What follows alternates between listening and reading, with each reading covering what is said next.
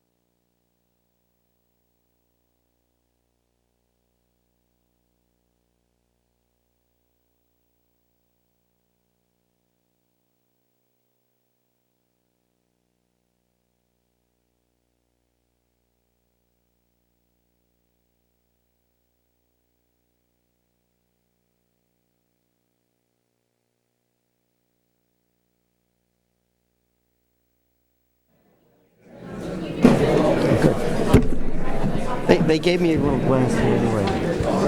I'm good.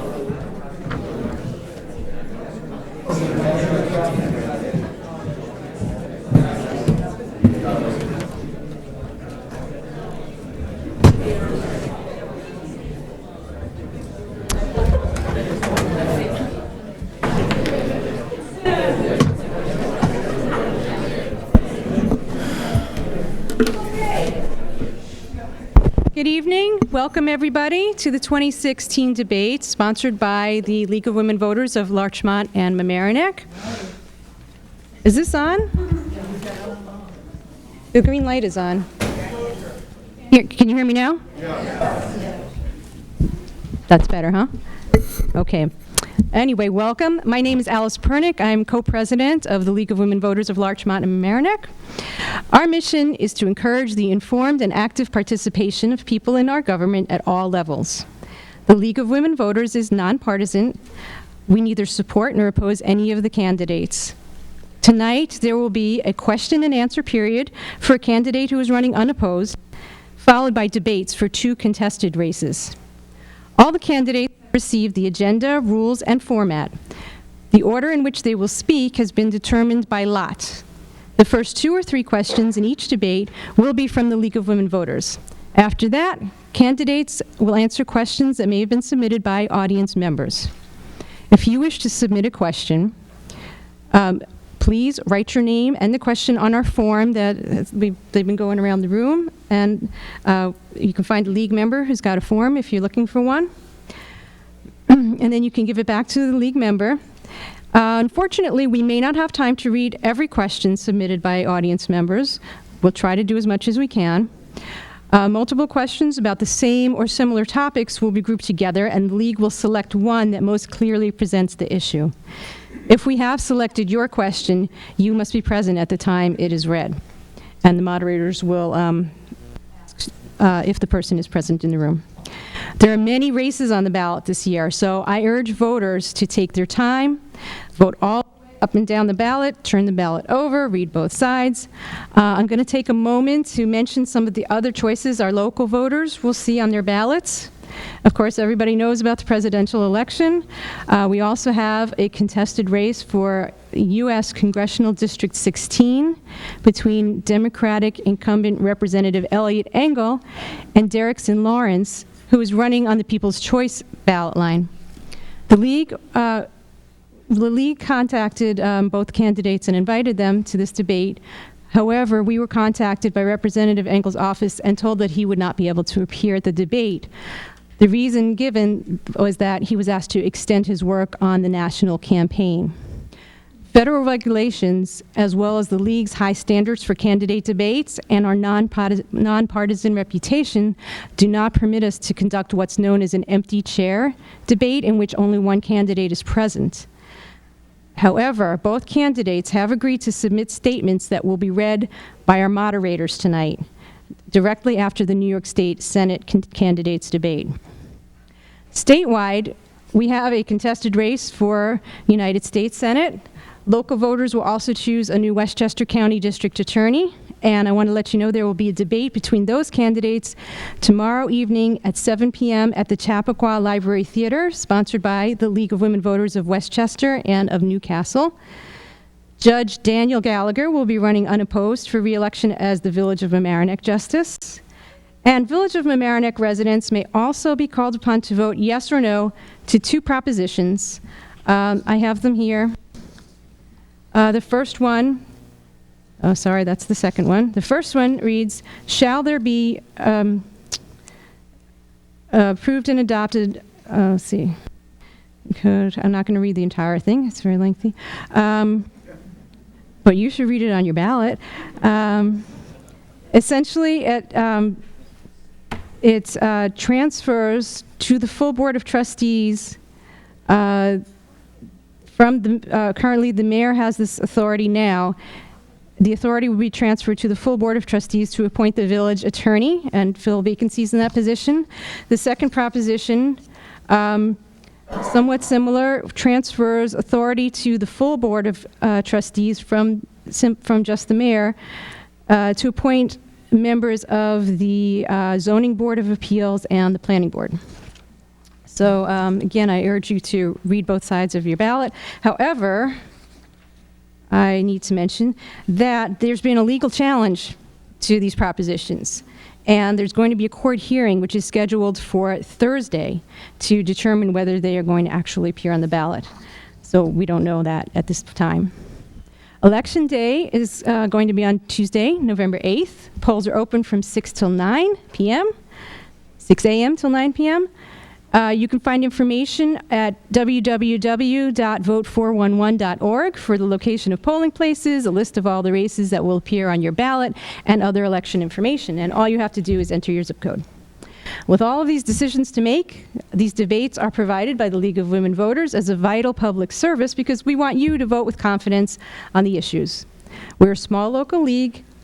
We accomplish a lot, though. In addition to our candidates forums, in the past year, we have sponsored 2 local students from Mamaroneck High School. We have a lot of students here tonight from Mamaroneck High School. They've participated in the State League's Inside Albany program. We hosted our annual luncheon with Speaker County Legislator Catherine Parker. We registered graduating seniors to vote. And we also provided the local portion of the Vote 411 Voters Guide and sponsored a Women's History Month poster contest at the Hummocks Middle School. And in order for us to continue providing these services, we need help. We need help for jobs large and small. So even if you just have a few hours of time, we have a place for you in our league. And even though our name reflects our roots in the women's suffrage movement, we welcome any, all genders, everybody. Please find us online at lwvlm.org or speak with us tonight. And before we begin, I want to thank LMC-TV for their live broadcast, the town of Mamaroneck for the use of the town center. I want to thank the candidates for coming to appear and during their busy campaigning schedule. And also want to thank our board member, Beth Radow, who will be serving as our timekeeper tonight. Also, I want to welcome and extend our thanks to our moderators tonight. We have two. Ms. Nicole Benjamin will be starting, and we'll later turn it over to Ms. Lisa Cohn. Ms. Benjamin will preside over the Q&A session for Assemblyman Steve Otis and the debate between the candidates for the New York State Senate. Her passion for serving her community has led her to participate in numerous civic organizations. She's a resident of Yonkers, and she currently works as a program evaluator for the County of Westchester. Ms. Cohn will preside over the debate between candidates for the position of Village of Mamaroneck trustee. She lives in Croton-on-Hudson, where she's engaged in the political and social community, and she's a board member of the Rivertowns League. We're very pleased to have them here, and I now turn the debates over to Ms. Benjamin. Good evening, ladies and gentlemen, and welcome. My name is Nicole Benjamin, and I will serve as tonight's moderator.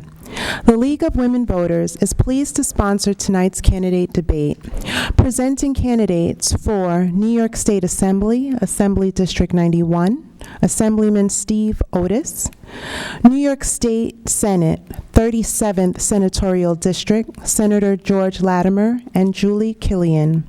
And lastly, our village trustee debate, which will be moderated by Lisa Cohen. We are here this evening to hear each candidate's platform and their responses to issues concerning your community. The format and the rules are as follows. The candidates have previously drawn lots to determine the order of speaking. The order of the questions will alternate between the candidates. Each candidate is designated 1 minute for an opening statement. At the conclusion of opening statements, I will pose league-prepared questions. Each candidate will have 90 seconds to respond to each question. There will be no opportunity for rebuttal. At conclusion of the league questions, audience questions collected by the league will be posed to the candidates. Likewise, each candidate will have 90 seconds to respond, and rebuttal is not permitted. Upon presentation of each audience question, the audience member must be present and stand while their question is being read. Audience questions must be pertinent to the issues of general interest, not personal nor abusive in nature. None of these questions have been made previously known to the candidates. Finally, each candidate will have 1 minute to present their closing statement. Candidates must remain watchful of our timekeeper, who will raise a card indicating 30 seconds remaining and raise their hand again indicating time to stop. Closing statements will begin in the same order of opening statements and are limited to issues already discussed in tonight's debate. No new arguments will be entertained. Closing arguments are limited to 1 minute. At this time, I must make the standard announcements. Cell phone should be on silent. Videotaping is not allowed. No video, nor photographic, nor other images of any portion of the forum are to be used in any campaign or other literature of a partisan nature. And replaying of the video of tonight's forum must be presented in its entirety. No campaign material may be distributed in this room. And lastly, in the interest of time, please refrain from applause until the end of the debate. We will now begin tonight's debate with Assemblyman Steve Otis. As he does not have an opponent, he will be afforded an opportunity to present a 1 minute opening statement and answer 4 league previously prepared questions. He will not have a closing statement nor audience questions. Thank you for being a patient audience and abiding by the aforementioned rules, and we will begin with Assemblyman Otis. 1 minute. Thank you. It is a privilege for me to serve you in the State Assembly. I am finishing my second two-year term. My goal has been to be as productive and an effective member of the legislature as I can be, and in that regard, I've been vocal on statewide issues and a good advocate for issues like the environment, education, infrastructure, transportation, local government. I was a former mayor of the city of Rye. I have been effective in passing statewide legislation on a variety of issues. I have been effective in advocating for school districts and local governments. My biggest achievement of the last 2 years has been to initiate and help create a new grant program for municipalities to help pay for these important clean water projects which are too expensive for the taxpayer or for local debt. That program is now worth $425 million with the help of Governor Cuomo, Speaker Hasty, the State Senate as well, the State Assembly. That's 1 minute, and thank you. Thank you for your concise opening statement. We will now begin with lead questions. First question, Assemblyman Otis. Our 911 system is in need of upgrade, but designated funds from the surcharge on cell phones have been diverted to pay for other things. What will you do to ensure that our 911 system is updated so that emergency responders can locate those who have called or texted from a cell phone? As I mentioned, I'm a former local official, and one of the NICOM priorities, the New York Conference of Mayors, is to try and alter that funding stream system so that more of the revenues from cell phones or other kinds of funds can be drawn in to support this very important public safety service. I support those efforts. They've not gone well because there's resistance to tacking on or moving money around, but I am a strong supporter of that issue and work closely. I should mention I work as a former local official. I and another colleague of mine who's a former mayor, we talk to and meet with the folks in Albany from the Conference of Mayors on a regular basis to strategize on issues like that and other issues affecting local governments. And I'd also say I see a lot of local government folks in the audience, past and current, both parties, and I make it a priority of mine to work closely with everybody regardless of party. Second lead question. What have you done to improve our local economy? Well, I have a small business conference that I hold each year. In fact, we had it at the Larchmont Village Center last week. The topic, and I work closely with all the local chambers on the Sound Shore. The topic this year was helping local businesses get a better online presence so that they can compete with Amazon and everybody else online, because even if you're a local brick and mortar store, you need to do that. But in addition, in previous years, we had most of them have actually been held in this room, annual small business forum on the strategies for local chambers to stress people to buy from local merchants. We did cybersecurity for small business, which is a real risk. They're very vulnerable. And we did last year we did health issues for small businesses. Work with the local chambers, also work on a lot of the I Love New York, Taste New York issues to promote New York businesses like agriculture, like beer, spirits, yogurt, and New York has actually had a lot of growth in these areas, and so I've been supportive of a lot of those efforts in the legislature. Thank you. Third question, Assemblyman Otis, what are your priorities in the Assembly this year, and what are the hurdles to accomplishing them? Two-part question. Well, the biggest priority is always education aid is a #1 item for any legislative representative for suburban areas, but I am also working on education issues. A lot of kids in the audience. I'm against over-reliance on testing, aren't you? But one of the big priorities I'm working on right now, and I see Supervisor Nancy Seligson in the back, who's also an ally on this issue, which is the Water Infrastructure Fund, which I helped create in 2015. I mentioned it's $425 million so far statewide. One of those grants is coming to the Village of Mamaroneck, and I'm very excited about that. We need more money, that money coming to Westchester, but we need to grow that fund to make it even bigger, because the statewide need is well above the $425 million, and so that's a major priority. I am working with environmental groups, local government groups, and construction industry organizations right now to try and strategize on trying to have that increased next year in the state budget.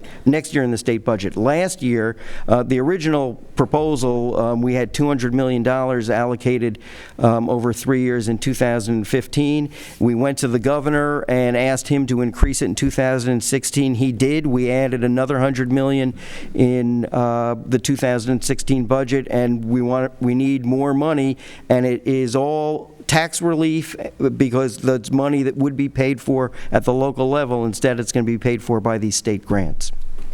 Our last question, Assemblyman Otis. There are major issues with the sanitary system, and the expenses to upgrade are significant. What can be done on the state level to help defray the costs? I think I sort of have answered that question in my previous question, so I will just divert, since I don't have a closing statement, and just say I enjoy so much being able to work closely with the not-for-profits, the local governments, the school districts, and just solving individual constituent problems. I have passed a number of varied pieces of statewide legislation, had signed into law on issues that come to me from residents' problems or other issues. My most interesting one this year, and then these are statewide issues, but I passed a bill this year to help in the solving of missing persons cases.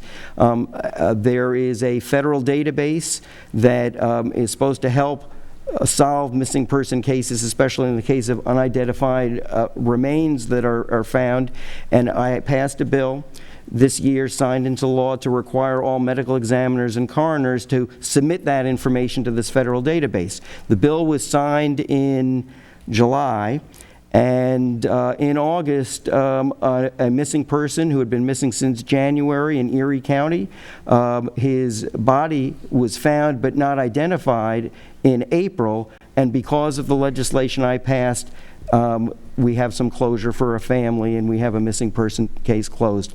I look for interesting legislation. I passed a bill a few years ago to make it a state crime to point laser pointers at airplane cockpits, which is very dangerous. My time is up, but I try and do a vigorous job and try and come up with new issues that make a difference in the lives of us here in Westchester and people around the state. Thank you for giving me the opportunity to serve.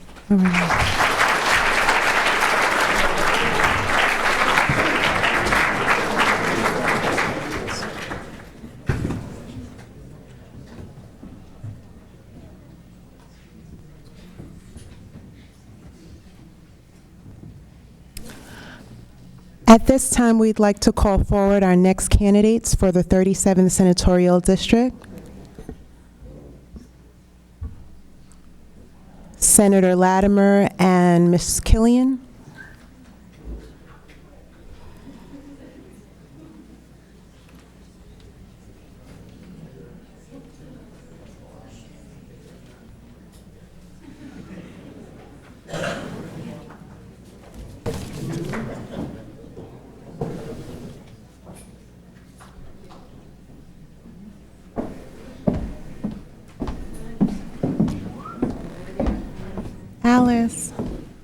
Alice, I saw him walk by.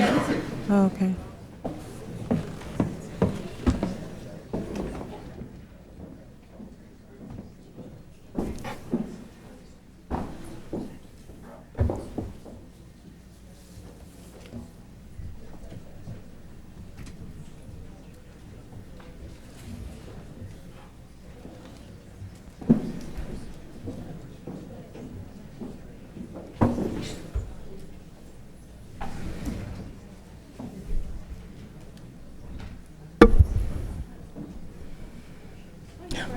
I wasn't sure if you'd have it, so I... It's a little awkward to drink. I've been doing every other night. I think I'll just stick with it. But thank you.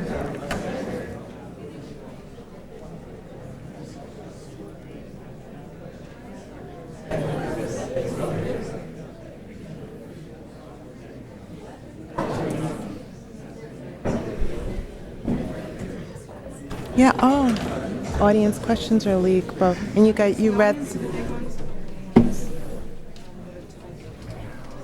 Okay, so these are first, the league questions. So first, yeah. Okay, thank you. Madam Moderator, very nice to see you. How are you? Oh, yeah, you can give it to Judy. Right. May I have your attention? Thank you. We'd like to resume our debate. We now have both of our candidates for the 37th Senatorial District, Senator George Latimer and Ms. Killian. We've already tossed a coin to determine the order of speech tonight, and Senator Latimer received heads, and Ms. Killian is tails. So, Senator Latimer, you will begin with your opening statement, 1 minute. Thank you very much. Thank you to the League of Larchmont and Mamaroneck for this forum. This is, I think, somewhere the 8th or the 7th or the 9th forum that my opponent and I have gone before the people.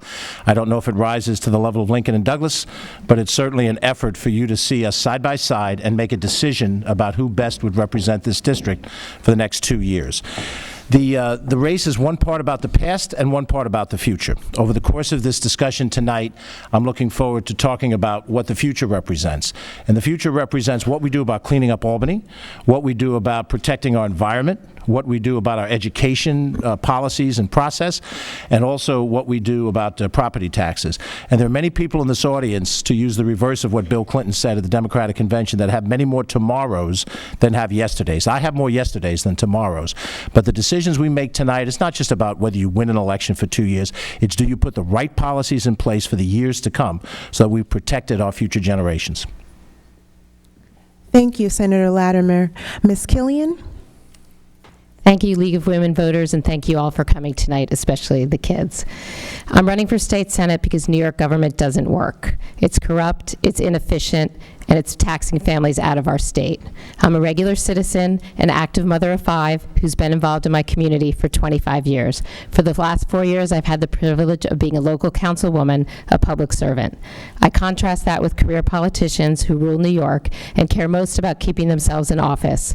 They fear alienating the special interests who keep them in office and only make changes that tinker around the edges, not any policies that make our lives better or reduce the high cost of living in New York. There is so much we can do. We need term limits so we get fresh thinking, fair school funding for Westchester, permanent property tax cap and mandate relief, more drug education on the local level and bigger focus on health and wellness. We need pro-growth policies that help us get tax revenue so we can do the things we're passionate about, the arts, protecting the environment, helping those who can't help themselves. The go along to get along culture in Albany has to stop. I'm a mother and local councilwoman who cares deeply about improving people's lives and making government work again. Thank you. We have now concluded opening statements and will begin with our league prepared questions.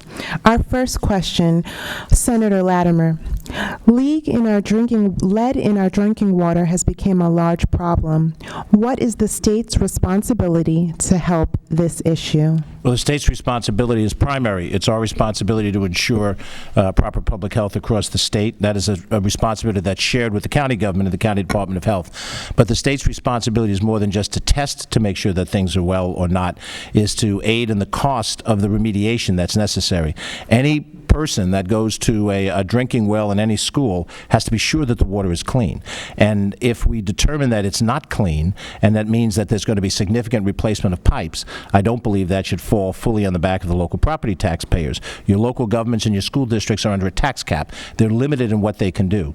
So earlier this year, after the legislative session was over, the governor advanced executive orders to clean up, to investigate and require each school district to report on it. I think there was duplication in the way that process was done by the state.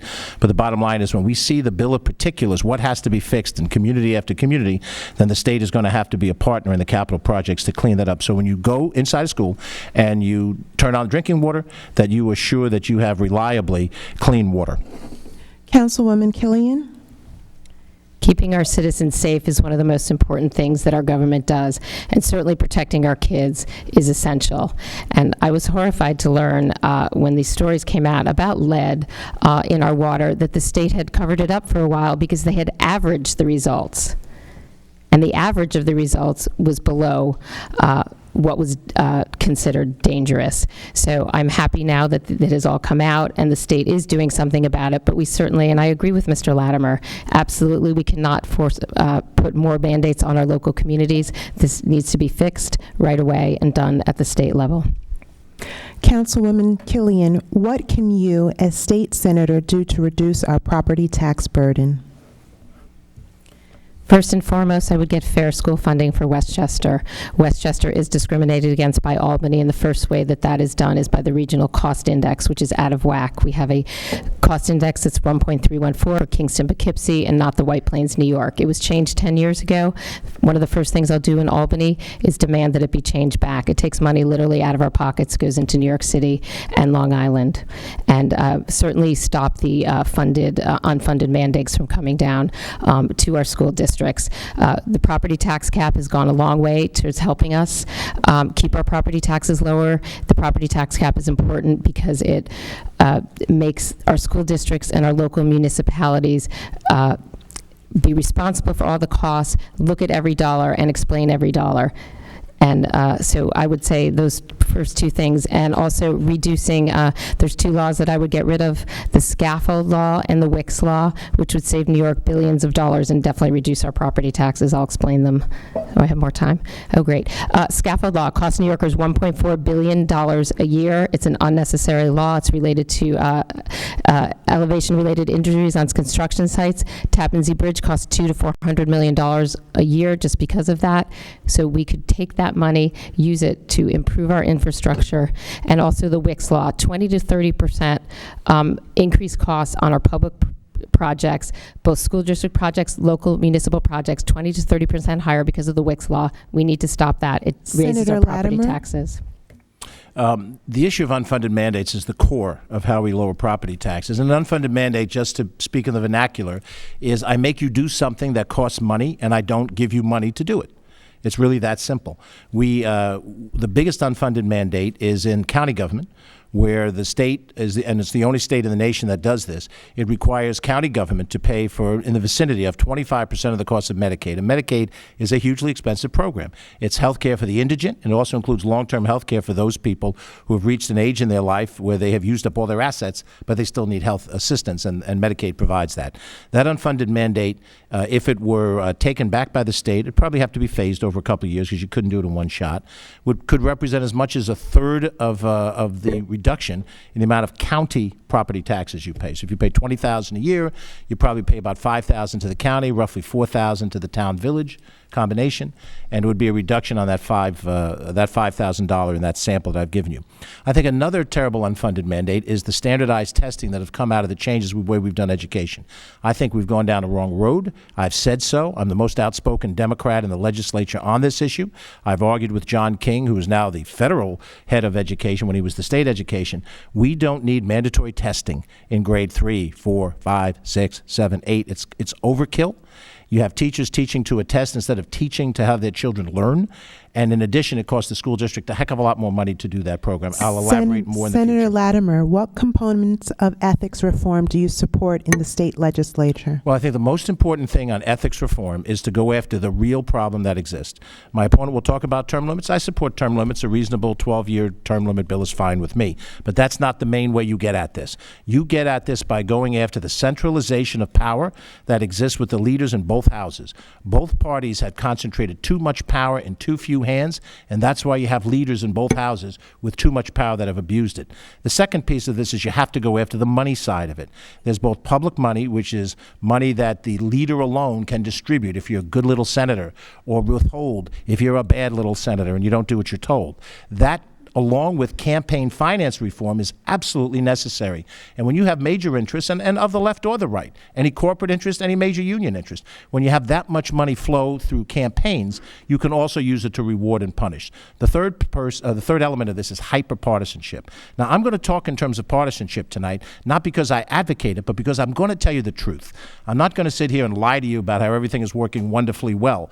This hyper-partisanship in the state legislature is an impediment to reform, because it's my party, right or wrong, in both parties, in both houses. And I proved as the head of the Westchester County Board of Legislators how you can govern in a bipartisan way without having to make somebody part of your coalition. You merely involve everybody in the legislative process. It's that simple. It was that effective in White Plains. It can be that effective in Albany.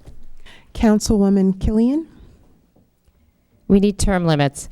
Term limits will not only help with the corruption problem in Albany, but it will also bring fresh thinking to Albany. We also need term limits on our leadership. Campaign finance reform, we do need to take the money out of politics. We need to close the LLC loophole, but at the same time, we need to put the same rules on all the unions that fund most of our elections. I do not believe in banning any outside income. I truly believe in citizen legislators. We also do not need public financing of campaigns. That's something that my opponent has been for. I'm 100% against it, particularly in the case where you have, just before we had Steve Otis here, who has no opponent. And I do not believe that the hardworking taxpayers of Westchester County or New York State should be paying for a politician's welfare. Because right now, when you, in a campaign, you can use it to pay legal fees when you get in trouble. You can use it to go to restaurants. You can use it to buy gas. You can use it to buy computers. You can use it for almost anything. So I would absolutely not have public financing of campaigns. And I do also believe in 401k type pension plans for elected officials, not the defined benefit plans that we have now. Madam Moderator, are there any rebuttal No. structured in? No rebuttal is allowed. Thank you. Councilwoman Killian, what is your position on the Army Corps of Engineers project in the village of Mamaroneck, and how will you go about garnering support for the project in the state Senate? I will tell you that that is not a project that I am 100% familiar with. I do know that we have had many projects in Rye that have gone on and on and on, because when you have to get the local municipality, the county, the Army Corps of Engineers, and the state together, things drag on. So I will do everything in my power to move things forward there. Overall, on any kind of infrastructure projects, things cost too much in New York. I mentioned the scaffold law earlier. We need to get rid of things like that so we can actually afford to do these projects, whether it's on a local level or a state level. Again, that costs New Yorkers $1.4 billion a year. It makes every construction project more expensive. So I have been very involved in Rye in New York, the flood rising. We got $3 million in Rye to deal with all our flooding projects. And catch basin up at SUNY Purchase, the sluice gate in Rye. We have dealt with our problems very well in Rye on flooding, and I promise I will. I'm not as familiar with that project, but I will make sure that things move forward, because that, to me, is the biggest impediment that I see happening on these local projects that help our flooding and help our construction, that they just don't move forward quickly enough. Senator Latimer. Well, the Army Corps of Engineer project, which has been discussed for 5 years, 7 years in the community, it's nothing new. It's something that if you read the local newspaper any day, you'd read content about. It represents the single biggest opportunity to correct the flooding problem that has been here for a long time, and really was most recently evidenced in the 2007 flood. I know about the 2007 flood because at the time my offices were on Mamaroneck Avenue, and I almost got stuck in my offices because of the rising water off of the Mamaroneck River. I believe in home rule, so I think the debate that's going on in the village board, if it's come to closure, if there is a plan that is agreed upon by the village board on behalf of the people of Mamaroneck, then my job as a senator, any elected official's job in Albany and in Washington, is to get money, is to get the state money, and the proportion of it, I believe it's a 17% amount of the money, and this is a significant amount of dollars. So it will take a lot of hard work. It will take a lot of coalition building. We're going to have to talk on both sides of the aisle with people from other parts of the state to make that happen. I'm committed to doing that to the best of my ability. Let me also mention that I don't just support New York Rising. I was one of the people not only voted for it and advocated for it, the $3 million in Rye and the similar amount of $3 million in Yonkers. I was able to secure money, public money, for the Sluice Gate project, the first public money in Rye, and also $400,000 which went into the Jefferson Avenue Bridge. That's a long story. That's more than 30 seconds left. But the bottom line is that I was able to get the first $400,000 toward that project in Mamaroneck Village. So I think I performed well Senator on these Latimer, issues. we've concluded with lead questions and will now present questions from your constituents. When your question is read, please stand. Jason Lee, resident of 12 Stafford Place, Larchmont, New York. Mr. Lee's question is, what are your views on climate change and what policies are you willing to support to implement your views? Senator Latimer. I believe climate change is real, Jason. And I don't believe that because I'm a scientist. I have, like any layman, I have read information that tells me that the preponderance of science is on the side of saying that the greenhouse gas effect is real, and over the course of the next X number of years, 40, 50, 60 years, that we will have a major problem with the rising of the sea levels, the melting of the polar ice caps, melting of Greenland. There are examples of that already out there. I think the efforts that the state makes with other states under the RGGI program, RGGI, Regional Greenhouse Gas Initiative, is the proper step to go forward. But I think we need a societal discussion about this. There are climate change deniers out there, and in fact, the New York State Senate, under the current leadership of the Republicans, do not believe that climate change is real. So there is an argument that has to be battled and won in the halls of the state Senate before we're able to move forward on some of these things. And at that point, reasonable people make intelligent decisions. But I'm a new grandfather, and so at some point in time, when my little 13-month-old granddaughter becomes a grown person, she could say, you know, what, Grandpa, did you do back at the turn of the century? Hard to imagine somebody saying it that way. But what did you do back in the teens to deal with this? Because we could have a horrific future in the 2060s. I liken it to smoking, where they said initially it could be hazardous to your health. Over time, it was found out to kill you. How you responded to that warning in 1964 had a lot to do with whether you lived or died later on in life. And I think that's the same thing we face now with the climate change. Councilwoman Killian. Well, first and foremost, I will never do anything that will support anything that will degrade the environment. I believe in clean air and clean water, and I too believe in climate change, but I believe the climate has been changing for thousands of years, maybe probably millions of years. We do need to promote all forms of clean energy.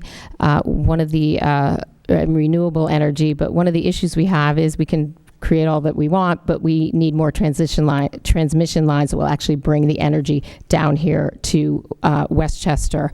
I also believe we should keep funding the Environmental Protection Fund, which my opponent actually voted against. There is also a hazardous waste bill currently that has not yet been passed that actually brings hazardous waste from oil and gas companies happen to be exempted from this law, and it brings fracking waste from other states into New York State, and that is something we absolutely have to change. The other thing that is worrying me is the new nuclear subsidy that Governor Cuomo has proposed, where he really tried to run nuclear companies out of the state and is now begging them to come back and has to give them $10 billion to do so, which is disproportionately going to affect us down here and raise our energy costs, which I worry about the low-income community and our businesses. We have the second highest energy costs in the nation, so I do worry about that. Something that we need to look at. It's not something that I would support, but overall, yes, I believe in climate change, and I do believe we need to do all forms of renewable energy. Randy Rabinowitz, will you please stand? Randy Rabinowitz resides at 540 Lawn Terrace in Mamaroneck. She has a question. Mr. Latimer, I understand that you have been endorsed by Planned Parenthood, Hudson Peconic Action Fund Political Committee. As my state senator for the past 4 years, what have you done to merit this endorsement? Ms. Killian, if you were to gain a seat in New York State Senate, what would you do proactively to enhance women's reproductive health and rights, an issue which is keenly important to me? Councilwoman Killian. I would say I am pro-choice, and I believe that abortion should be safe, legal, and rare. I do believe that any entity that is performing them should absolutely be safe and clean and regulated. I do not believe that any of those procedures should be performed by non-doctors, and I know that's something that has been contemplated by the state. That is not something that I am in support of, but I am in full support of women's reproductive health. I have 5 children, so it's something that's been very important to me. But I think we should help women in many areas, and there's a lot of focus on reproductive health and equal pay for equal work, family leave, and one of the most important things we can do for women is make sure we have a good economy, so there's jobs for themselves, jobs for their spouse, and jobs for their children. Because without that, some of these other things do not make a difference. So we need to do everything we can to support women. There's also a culture of sexual harassment of women in Albany, and that absolutely needs to stop. My opponent nor no one else in Albany will call out the things that go on in Albany. I find that wrong. That is one of the worst things we can ever do to women. So I will support women from the minute I do it now, and I will support all women when I get to Albany in the ways that our questionnaire is concerned, and for the way that they have been treated in Albany. That culture has to change. That's why we need to send more women to Albany. Well, since there's no rebuttal, I'm going to have to figure out how to answer this question and then rebut some of the erroneous talking points that my opponents mentioned. First of all, on a woman's right to choose, I believe a woman has a right to choose. It is a personal decision that belongs to her and her doctor. Whatever other people feel about that position, they have the right to apply those ethics in their own life. But each person has to make that decision. Planned Parenthood, I'm not sure of the necessarily the basis for the support, but I think Planned Parenthood has done lots of good things with education on various ways of birth control. They've helped with the things that are necessary for a variety of cancers that women face, and they've helped women's health in a number of different ways. I think many times my Republican friends, not necessarily my opponent, but Republicans have vilified Planned Parenthood nationwide, and they've tried to turn it into abortion is the only thing that Planned Parenthood does. In fact, when we support Planned Parenthood, we support all of the other health care programs, the education programs that Planned Parenthood does. In terms of what I've done separate from that, I voted for the 10 planks of the women's agenda, and I'm very proud of that. Now, let me correct some of the bullets that Julie is reading from her cards. One of them, she says, I didn't vote for the EPF, Environmental Protection Fund. I did vote for it, $300 million in the last budget. That's the highest of all allocations that we've had. In terms of sexual harassment, I called for Vito Lopez to resign when his circumstances came into pass. I've been the subject of one of the most vicious TV ads that I've ever seen in Westchester local politics. It attaches me to an incident that happened in 1992, 1993, when I entered the Assembly in Senator 2005. Latimer, will Linda Banta of 35 Monroe Avenue kindly stand? I am particularly concerned about the drug and alcohol problems with our teens. What have you done to try to help with this issue as more and more teens are overdosing from drug use? Senator Latimer. Linda, it's an issue that affects all of us across the board. My next-door neighbor's son died from an opioid overdose. So it's not just an issue. It has a real personal face to it, the face of Hank McWilliams, a young man who was a good kid and got on the wrong path. There are 4 basic elements to what has to be done: education, treatment, recovery, and enforcement. From a legislative standpoint, the areas of treatment and recovery and enforcement are directly things that the legislature has been involved in. We've allocated more money this year, $190 million, for all programs regarding opioid abuse than we've had in any past years. We added additional money in the budget over and above what the governor put into place. We passed legislation which was one of the few issues, blessedly, that was bipartisan. Democrats and Republicans, I co-sponsored these bills. Insurance coverage for Narcan, evaluation periods for those who've been through one of these incidents over 72 hours, reduce the prescription limits of painkillers from 30 days down to 7 days so there's less product around.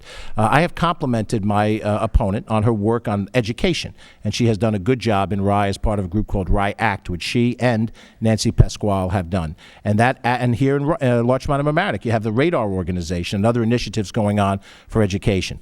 But there are limits to what any legislature can do on these things. There is a matter of the demand side of this, what motivates young people, people of any age, to do this. And I have to tell you, it didn't start yesterday in my home community. I grew up on the south side of Mount Vernon. I saw this 45 years ago. Councilwoman Killian? Thank you. Back in 2011, I saw a problem that was kids were smoking too much marijuana, drinking too much alcohol, and parents were saying things like, what can I do? Everybody does it. I thought there had to be a better way. 5 years later, I started the Rye Act Coalition, just got federal funding 2 weeks ago, $125,000 a year into Rye over the next 10 years. We have worked with our counterparts at Radar very closely. They've been incredibly inspiring and helpful to us. But it brought our community together, and we have worked, completely changed the way we do enforcement in Rye, and that has been really helped us in Rye. I have called for a statewide digital campaign, take money away from the failed Startup New York campaign, put it into a statewide digital campaign for the kids on their phones where they live about the dangers of drugs, because they are not scared enough. Do you hear that, guys? We need more health and wellness education in our elementary schools so that our teachers and our parents can help identify kids that are at risk at an earlier age and get them help before they turn to drugs. And we need a lot more, we get kids into treatment quicker, but we need after treatment services, recovery services, because that's when most of our kids get into trouble. We've had 6 children die in Rye in the last 2 years. All of them have been outside of treatment. So much more on the recovery side. I would like to look into the possibility of having a sober high school in Westchester County. There's 50 in the country. There's one in New York City. They've been incredibly successful. Thank you, Councilwoman. Will Stephen Mayo of 237 Winding Brook Road, New Rochelle, kindly stand? With all the challenges facing public education, all we ever seem to hear are calls for more equitable distribution of state funds. Getting more for our locality, often at the expense of sometimes poorer districts, and jargon like gap elimination adjustments.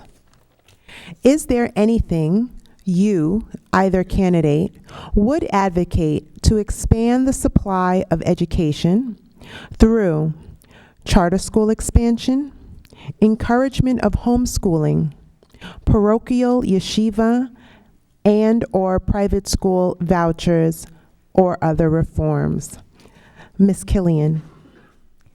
First and foremost, for our public schools, I would change the regional cost index so we get more money into our school from the school aid formula. Also, the outdated school aid formula partially uses the 2000 census, so any community that has a lot of English language learners is not getting properly compensated. We need to educate those kids. We need to educate all our kids. I believe in all of the above education policy. I am in full support of charter schools and all the religious schools, the yeshivas and the Catholic schools, particularly the Catholic schools that can educate the kids at half the price. I know the teachers union isn't happy about that, but if we put all those kids back into our public schools, we're not going to be able to educate all of them. So I believe we should take the best things that come out of our public schools, come out of our charter schools, and come out of our parochial schools, and take the best of the above and apply that in all our schools. Just one example, there's a mom in Larchmont who's principal at a school in the Bronx. It's a K-8 school in the Bronx.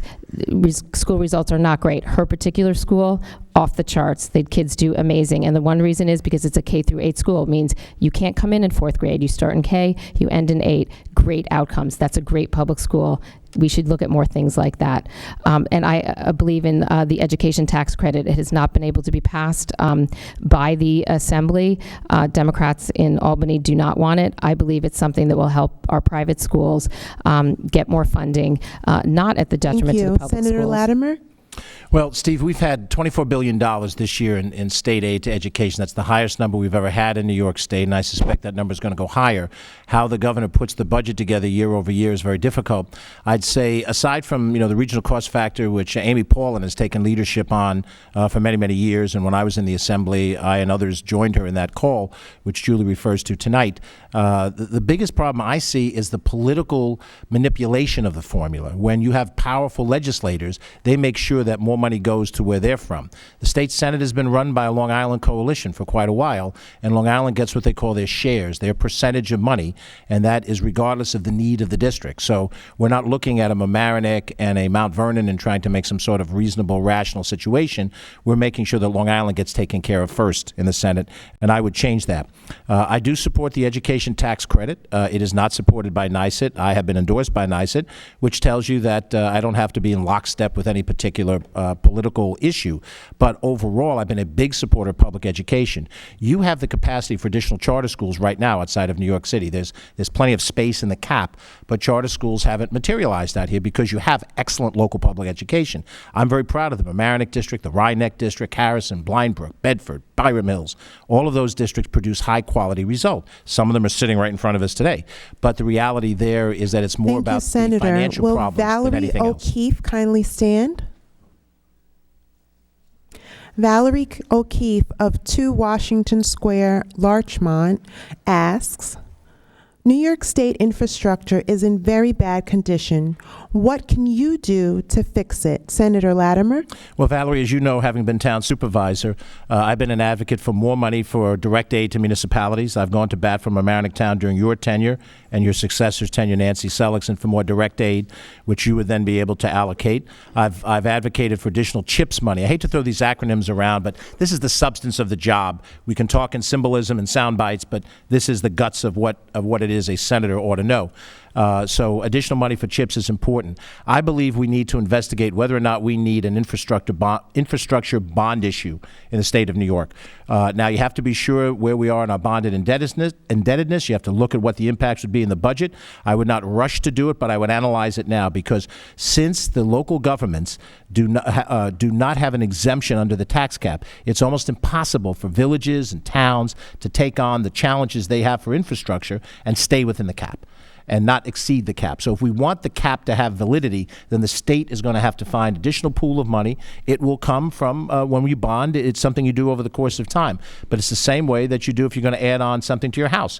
You pay for it over time, and it increases the value of your house, and therefore the banks loan you money, and therefore you do it. So I would say that is the most realistic path for the resources that you need in order to fix the things that face you in these local governments. Thank you. Councilwoman Killian?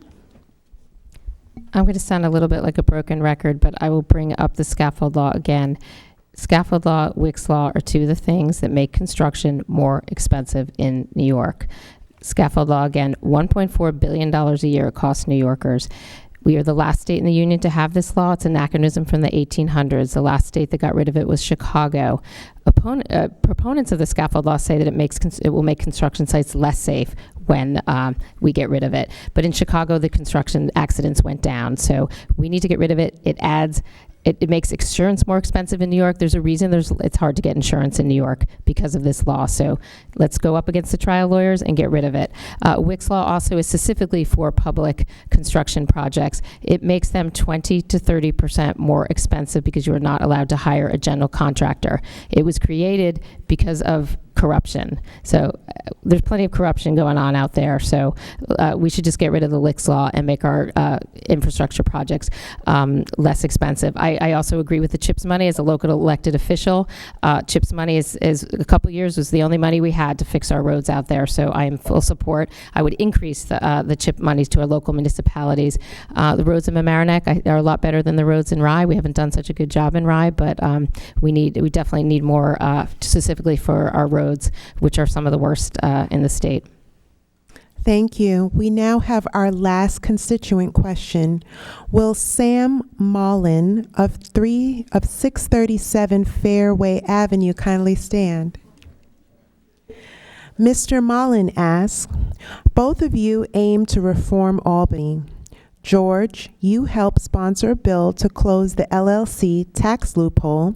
And Julie, you want to install term limits in Albany. How do each of you aim to accomplish these goals? And why is your approach the better approach to cleaning up Albany? Councilwoman Killian. If I am elected to the state senate, I believe I will have a mandate for term limits. I've talked about it from day one, since the day I announced I was running. Many of you may have seen my signs, lawn signs on the top, term limits now in Albany. It is something, when I go around the district, there are people that ask me, are you for term limits? I say yes. They say, I'm voting for you. For some people, that's all they care about. And it's not just about corruption. It's about getting fresh thinking in Albany, because we have some really thorny problems. Westchester's a great state, great county.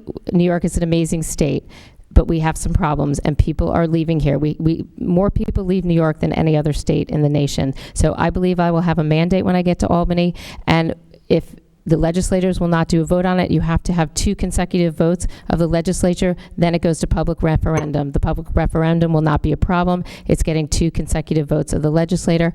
I will go to Albany. That will be the first thing that I do, and I will not stop talking about it till we get a vote on it. And if they won't get it done, if the leadership up there won't get it done, I know the Republicans up there don't want it. I don't think the Democrats do either, but I've been very clear with even the people in Albany that have supported me that I am for term limits, and they're taking me the way I come. So anyway, I will bring it to the people, and I think the people of New York State want it. The people of Westchester definitely want it. So I will work until I make it happen. Senator Latimer. Sam, this is the difficult part of government, because we can take positions that we support. And I know from my experience in government how hard it is. You're trying to convince people to do something that they don't want to do. And I don't think it comes from shouting out at them, because people have great degree of pride in the positions they take. This has been a term limits bill in the New York State Senate for 20 years. The real question is, can we build coalitions? Can we reach out across the aisle and within each conference? Can we get people to see that there is public pressure to do something, and that doing something is intelligent and wise? Because, as we said earlier, yes, I do support public financing of campaigns. I don't support the New York City model, which is a 6-to-1 match. That's too excessive. But I will tell you, Sam, if you don't have public financing, you will continue to have private financing. You will continue to have various major interests. Doesn't matter if they're the insurance industry, doesn't matter if they're the natural gas extractive industry, they will run your state legislature. So you have to decide, who do you want to run your legislature? Do you want it to be the voice of the people, and when you go out, you raise campaign money, you raise it over a broad group of people, or do you want a handful of people to drive public policy? And I believe that the only rational answer to your question is the persuasiveness of your personality, how hard you work, how committed you are, whether you can understand the other person's need. I did this all in White Plains as head of the County Board of Legislators, and I can be a part of doing it in Albany if we get the right configuration of colleagues. Thank you, Senator. We have concluded our constituent questions, and we will now begin with closing statements. This league has decided to commence closing statements in the same order as opening statements, as opposed to reverse order. Again, closing statements are limited to issues already discussed in tonight's debate, and no new arguments will be entertained. Closing statements are limited to 1 minute. Senator Latimer. In 1 minute, we've talked a lot about promise. Let's also talk about performance. I have given my heart and soul to the village of Larchmont, to the village of Mamaroneck, and to the town of Mamaroneck over the better part of my adult life. I know I've been criticized for my years in office, but I think you've seen me at the Nautilus Diner on a regular basis listening to people. You've seen me fight for parking legislation for both the town and the village. You've seen me fight to pass a lower speed limit in front of the high school in Hommocks because it's the right thing to do. We found public money for the Larchmont library improvements and for the Mamaroneck school field. I grieved with everybody in these communities at the Girl Scout Rock for 9/11 year after year, in the various veterans posts, in the senior centers. Time and time and time again, I've proven to you exactly how much I care and how much I'm willing to put intellect and drive and determination behind the things I believe. And I've done it bipartisanly. I work with Republicans and Democrats locally and in Albany. I ask not for your vote. That's yours to give. I just ask for your consideration, that you think carefully when you go into those polls. Thank you, Senator Latimer. Councilwoman Killian. I'm a mom of 5, a wife, a sister, a friend, co-founder of a coalition that fights drug abuse, longtime community and school advocate, and I want to be your next state senator. Something has to be done. We're the least economically competitive state in the country. It's the corruption and go-along to get-along culture that makes everything in New York more expensive. It doesn't have to be this way. I want to change the broken system, focus on the crushing tax burdens on our families and small businesses, get help for our kids who are struggling with learning disabilities, developmental disabilities, or substance abuse. So I want to introduce a term limit bill to get fresh thinking in Albany, fight to change the school funding formula, get rid of the scaffold law that costs New Yorkers so much, and the WICS law that makes every public construction project more expensive. Then we can fix more of our crumbling infrastructure and have more resources for our teachers and our first responders. Move Medicaid to the state level so the state is forced to do the needed reforms that will promote the home and community-based care that served us best and costs less. Medical malpractice reform so we keep doctors in New York and keep them in Medicare to better serve our Thank you, Ms. seniors. Killian. Albert Einstein said Before we we cannot solve our transition to the problems with the trustee same thinking we debate, used Ms. when we Killian, created them. Before we transition to the trustee debate, your congressional candidates have submitted written statements delineating their platforms. Kindly give them the courtesy of having their platform being read before we commence with the trustee debate. The first statement of congressional candidate Derrickson Lawrenson of the 16th Congressional District will be read now. Good evening. I would like to thank the leadership of League of Women Voters. All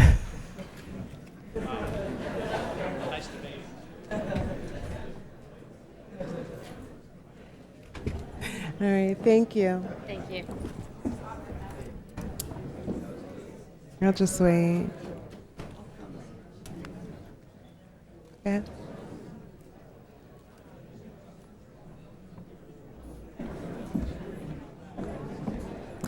Okay.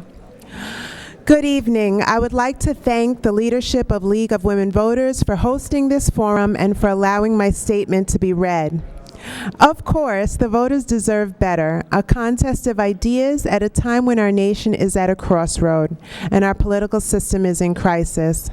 But our incumbent schedule was not open for tonight's debate, nor was it open for the League of Women Voters debate in New Rochelle on Monday, October 24th, nor was it open for the League of Women's debate in Scarsdale on October 20th.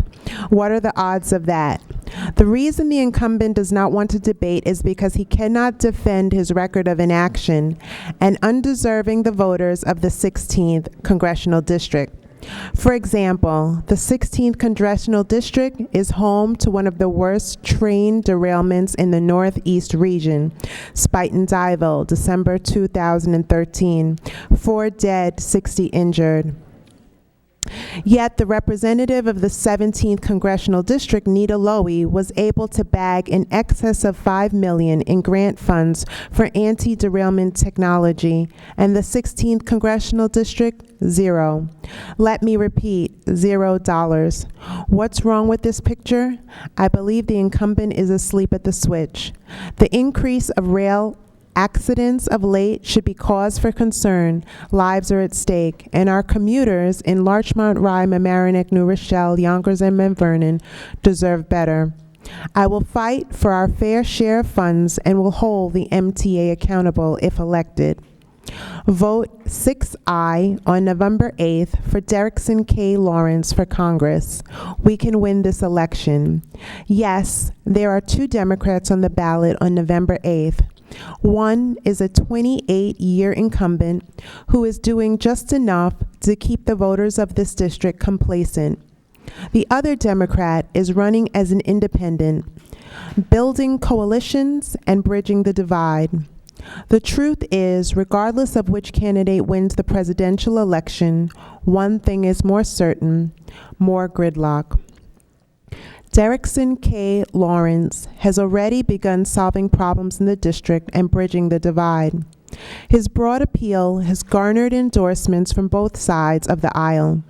In particular, Democratic strongholds in southern Westchester and Co-op City in the Bronx.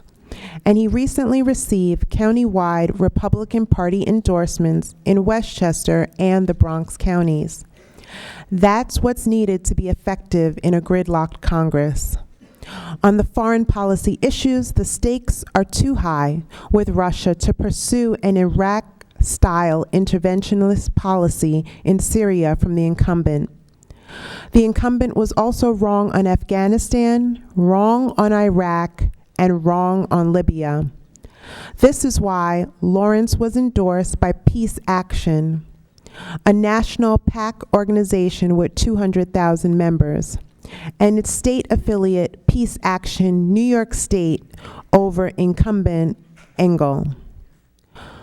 Locally, in endorsing Lawrence's candidacy, the Co-op City News wrote, "Lawrence's approach to issues is extremely refreshing, especially in contrast to that of a career politician." And other editors agree. Whether it's the Westchester Guardian, New Rochelle, Co-op City News, or Yonkers Rising, those editors make the compelling case it's time for a change. Go to DerricksonForCongress.com and read those editors' perspectives. Then tell your neighbors to do the same. But we can't win without your help. Go to our website, donate, and join us. Let's bring term limits to a 28-year incumbent. Vote 6I on November 8th, 2016, Derrickson K. Lawrence for Congress. Thank you. Ms. Cohen will now read the statement for Congressman Eliot Engel before she commences with the trustee debate. Thank you for your patience, and have a good evening.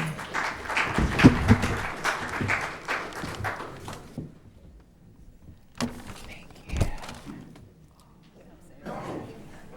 It's a long night. Thank you. You need a cup?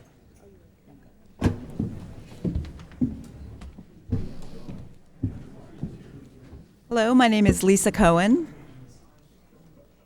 and I will be reading Representative Eliot Engel's statement. I regret that I'm unable to attend tonight as I am traveling on the campaign trail in support of the Democratic ticket. As your congressman, I have always worked hard to ensure your voices have been heard in Washington. As the ranking member on the House Foreign Affairs Committee and a leading member on the House Energy and Commerce Committee, which handles issues ranging from the environment to health care, I am intimately involved in many of the biggest issues facing our country today. I grew up in a union household, the son of an iron worker, later joining the union myself as a teacher. Through these experiences, I learned the importance of a strong middle class and the need to support workers' rights.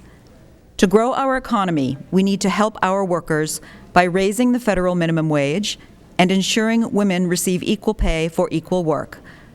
I am proud to have been endorsed this year by several unions, including the AFL-CIO and AFSCME.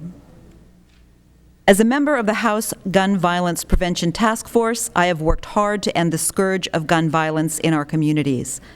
I was proud to protest on the House floor against Republican inaction on gun reform. I have worked tirelessly to protect Social Security and Medicare. Social Security has raised millions of seniors out of poverty. It is a disgrace that this year's Social Security cost of living increase was a mere pittance, forcing many of our most vulnerable to have to choose between medication and food. I authored legislation to guarantee our seniors receive an annual 3% cost of living increase, which is part of the reason why I have been endorsed by the Alliance for Retired Americans. As many of us witnessed during Superstorm Sandy, we need to tackle the threat of climate change.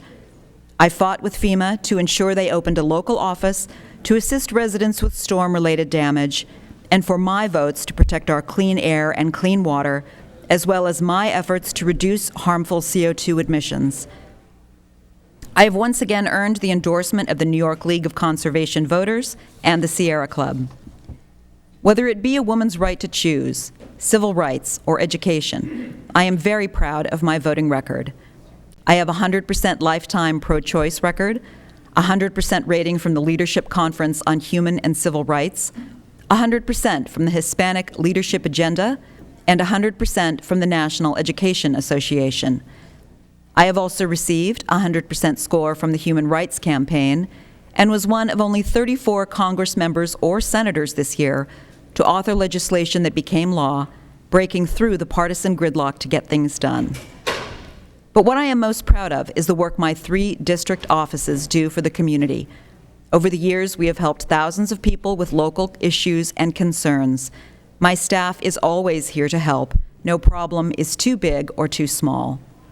I know this is a 2-year contract, and I come back every 2 years in hopes that you will renew it. I am once again asking the people of the 16th District for their support to continue the good work we have done together. Thank you, Congressman Elliot Engel. At this point, I would like to invite the candidates for Village of Mamaroneck trustee to join me.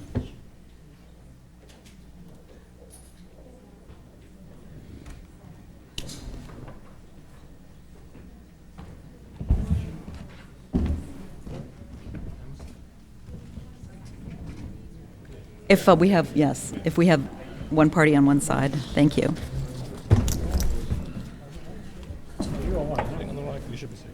Over there? Oh, okay. Now it's time for our hyperlocal debate. My name again is Lisa Cohen, and I am here on behalf of the League of Women Voters. Thank you.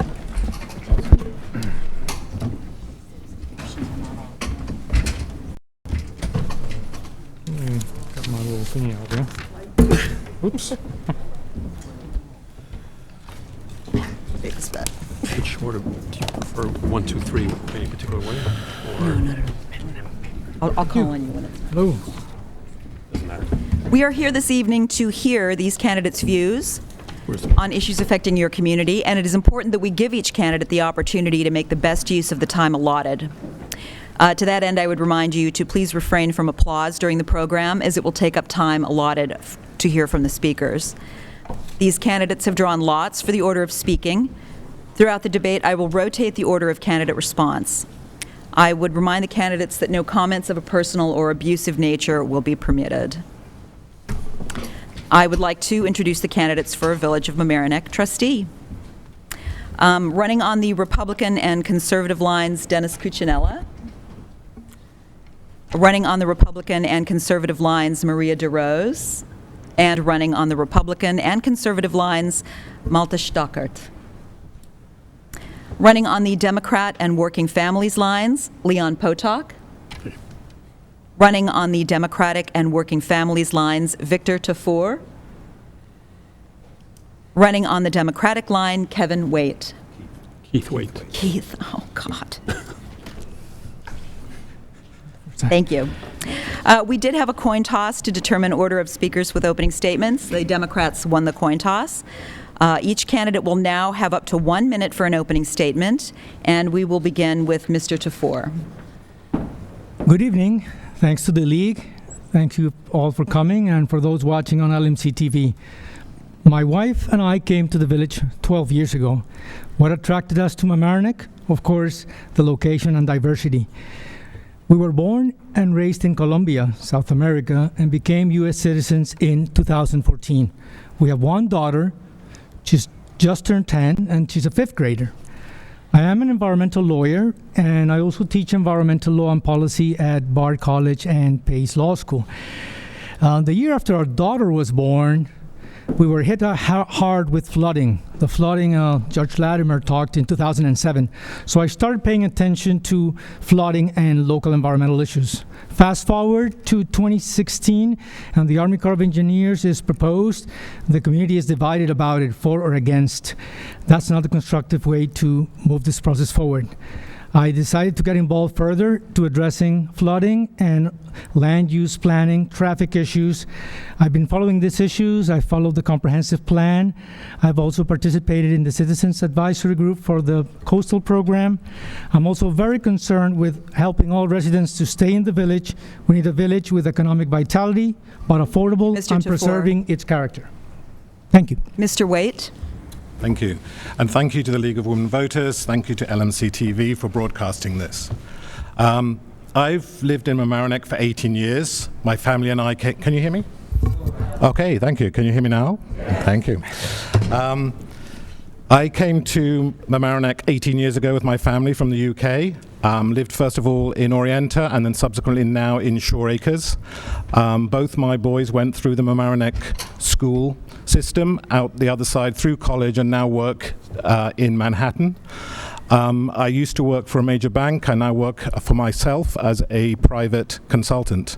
I'm currently chair of the budget committee for the village, and I'm also on the industrial advisory committee, which is looking to revitalize the industrial area here in Mamaroneck, and it's something I'm very passionate about, and it's something that I feel very excited about in terms of the plans that we have for that part of the village. We are a leadership team. I'm proud to be part of a three-man leadership team here where we have complementary skills and experience to address the issues that face the village today. Thank you. Mr. Potok. Thank you. Thank you for the LMC-TV for televising this program and to the League for hosting it. I'm Leon Potok. I've served as trustee for the last 4 years. My wife and I moved to Westchester County to Mamaroneck 25 years ago. We've lived in the village in Heathcote Hill for the last 18 years. We've raised 3 children here. Our youngest graduated Mamaroneck High School, and we look forward to his graduation from college this coming May. I was born in Israel. I grew up in the Bronx. I went to public school. I went to graduated City College of New York. I went on to get graduate degrees in economics and finance. In my work life, my first professional job was in Detroit, where I met my lovely wife. And in my work life, I've worked as a financial advisor to labor unions, especially in situations where there's financial distress. I've been an active volunteer in the village for the last 9 years, 5 years as chair of the budget committee, the last 4 years as trustee. Thank you, Mr. Potok. Mr. Cuccinella. Good evening, and thank you to the League of Women Voters for sponsoring this forum, and thank you to LMC-TV and for the people here in the audience. I've been a resident of the village of Mamaroneck for the better part of 70 years. I went to Rhinebeck High School. My children went to Rhinebeck High School. My wife went to Mamaroneck High School, as did my mother. I have a granddaughter who's a junior in Brewster High School, and my grandson is a middle schooler at the Hommocks. I love this village. I've served on the Zoning Board of Appeals.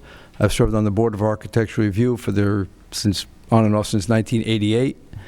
I've been involved in committees and commissions and just working in general just to the betterment of the village. My background is basically engineering. I'm a New York State certified code enforcement officer who retired from the village of Scarsdale and a part-time construction inspector. Thank you. Ms. DeRose. Hi. Thank you to everyone for the honor of being here tonight. We're facing some very important issues in our village: flooding, parking, rezoning, and development, just to name a few. These are serious issues that affect each of us. For too many years, the majority of the Board of Trustees has been so focused on their own personal agendas and placing all their energy into a personal vendetta against the office of mayor that they have done nothing to address minor, let alone major issues in our village. We want this nonsense stopped. We want to work to make flooding a thing of the past and not a day-to-day worry. We want to make parking as easy as possible. We want to stop 40% of homes from becoming non-conforming under proposed new zoning and building laws. And we want to ensure responsible development in the village. We want to restore civility and mutual respect to the Board of Trustees and work to keep Mamaroneck the friendly village. Thank you. Thank you, Ms. DeRose. Mr. Stockert. Yeah, hi. So my name is Malte Steckert. I came to the US 18 years ago, actually, job related, initially on a temporary basis, and ultimately decided to stay here, became a citizen 5 years ago. I've been a volunteer since then, more or less on the Board of Architectural Review, and currently the chair of that board, trying to, again, help the village as much as I can. And I have 4 kids. First one went off to college. The other 3 pretty much are all Rhinebeck school pupils, so to speak. And I love this village. I think it has great potential. We're a little bit veering off the path, I think, and I think it's time to maybe dial back certain things that we can really become or maintain #1 status in New York State. Thank you, candidates. I will now ask a few questions submitted by the League of Women Voters, and then we will have questions submitted by the audience. I will read the questions from the audience and will then ask the person submitting the question to please stand. Each candidate will have 1.5 minutes to answer each question. There will be no rebuttal period. Rebuttal commentary may be included in the candidate's closing statements. Mr. Tufore started with opening, so we will go to Mr. Waite with the first question. The village of Larchmont and the town of Mamaroneck have taken time out to study and possibly revise their land use codes because of increased development. Given the pace of development, should the village of Mamaroneck do the same? What revisions, if any, should be considered? Mr. Waite. Thank you. Yes, it was interesting to see the village of Larchmont and the town of Mamaroneck do this. We have come to the same situation now in the village of Mamaroneck when it comes to what we need to do about development. What has started right now is a very good plan of getting the planning board to really look ahead and see what needs to be changed in 2016 and beyond. I think we need to go further now and actually bring in all the land use boards to take a look at it and collectively decide on what needs to be done in a holistic and strategic way for the village. If that doesn't come to any solution, I would then also consider a consultant coming in and overseeing that and providing their independent oversight as well. It is an important issue. It's one that needs to be resolved. It's caused so many problems with certain homeowners around, and I think it's something from a quality of life point of view we need to address and address it now. If we give these land use boards the opportunity as volunteers to do their job, we have to give them the tools and the right policies that are not misleading so they can do their job properly. It's not fair on them to actually have to interpret laws that are not necessarily clear. So if we get this right, get the laws right, moving forward from a 2016 point of view that is independently verified, we have a much better chance with our volunteer boards of doing the right thing for this village, and that is developing sensibly throughout the village. Thank you. Mr. Potok? The problem of overdevelopment comes up in every housing boom, and we're now in a housing boom. We've had complaints over the last several years of overdevelopment, of too aggressive development in the village, and our response was to go to our land use board, to the planning board, which consists of people who've served on behalf of the village as volunteers for years, and ask them, what is it that you would recommend we do? The planning board then worked with our planning department. We do have a planning department, longtime planning head and assistant planning professional, and they worked together over a period of months to come up with a set of proposals. Those proposals were then translated into proposed changes in the law and presented to the public. And we went through we've gone through a period of comments from the public. We are now at the point where those proposals and proposed laws will go to a meeting among the three key land use committees, the Planning Board, the Zoning Board of Appeals, and the Harbor and Coastal Zone Management Commission. They will be meeting November 10th, and we look forward for them to come back to us, hopefully with consensus, so it will make our jobs a lot easier at the board level, and then bring it back to our residents to get their comments back. It's a collaborative, iterative process. It's not coming up with an answer like that. It's working together. Thank you. Mr. Cuccinella. Yes, this question that's come up basically is about changing the R5 zone to an R6 zone. That's kind of a be-all, end-all as far as people go. There have been 34 demolition permits issued in the village of Mamaroneck in the last 3 years. 2 have been in the R5 zone. If this is passed, the R5 zone will take about 1,800 properties, about 40% of the village of Mamaroneck, and make them non-conforming. That's going to devalue the properties. It's going to create enormous problems for all of the homeowners in the R5 zone. And again, it's a very large part. The commercial properties, there have been 34 demolition permits, 2 in the R4F, 1 in the R2F. You just cannot take one zone and say we're going to change this wholesale like this. I think that the R5 zone can be tweaked a little bit to make it a little not so much overburdened. I think everyone is concerned with overdevelopment, but I think that this law is, on its face, not good for the village. Thank you. Misty Rose. Hi. Our planning board has put a lot of work and effort into this, and I commend them for it. However, we're talking about 6 new proposed laws. These laws deal with everything from floor area ratio to building height to setbacks to corner lots, and the harshest of all, rezoning of the R5 zone. It's going to be virtually impossible to do anything to your home, to your property, without having to get a variance to do it. You will be non-conforming. The zoning board is not in favor of these changes, and they're the ones who you're going to have to appear before. For most of us, our home, our property is our biggest asset. We work hard, we maintain it, and we count on that for our future, for our children's future. Everybody's dream. You come here, you settle down, you work hard, you raise your family, and you can't wait till that day when you could sell your house for a little more than what you bought it for, retire, and live off that income. This will devalue property. This is a mistake, and it's a knee-jerk reaction development. Thank you. Mr. Stockert. Obviously, I think it's very important that in the village we have sensible development. I see that on the BAR regularly. Sometimes we have house applications where I scratch my head a little bit how they really fit into the overall context. Again, I'm not a big fan of European-style construction, for example. So I'm from Europe originally because I don't think it fits here in this area. But beside that, I think it's the thing here is, my problem with this whole proposed change is that the population was pretty much the residents weren't really notified properly. I think you got a postcard and said there is a change happening. Remember correctly, in August, and a lot of people are on vacation, and it never really stated very clearly this will impact the value of your home. And it can impact your value of the home in very different ways, and also your ability to pretty much build or make modifications. So first of all, I think we should have a very informed population here. Residents should understand what they're really getting themselves into if this law gets passed.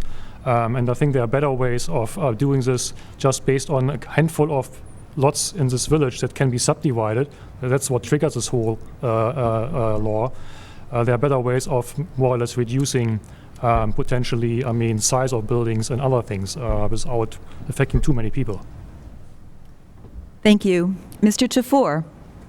I think that the answer is yes. We need to revise our codes. In the village, we're doing something a little bit different than it's been done in Larchmont. Larchmont is doing more of that holistic approach that Keith was mentioning. I think that would be the ideal. But in any case, our village has moved forward with the first package.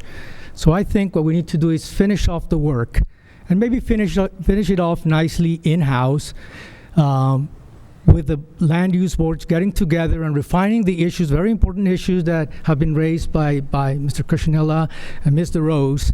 And that's what they're going to do. I think they've done a tremendous job. These are volunteer boards putting a tremendous effort and also trying to inform the public.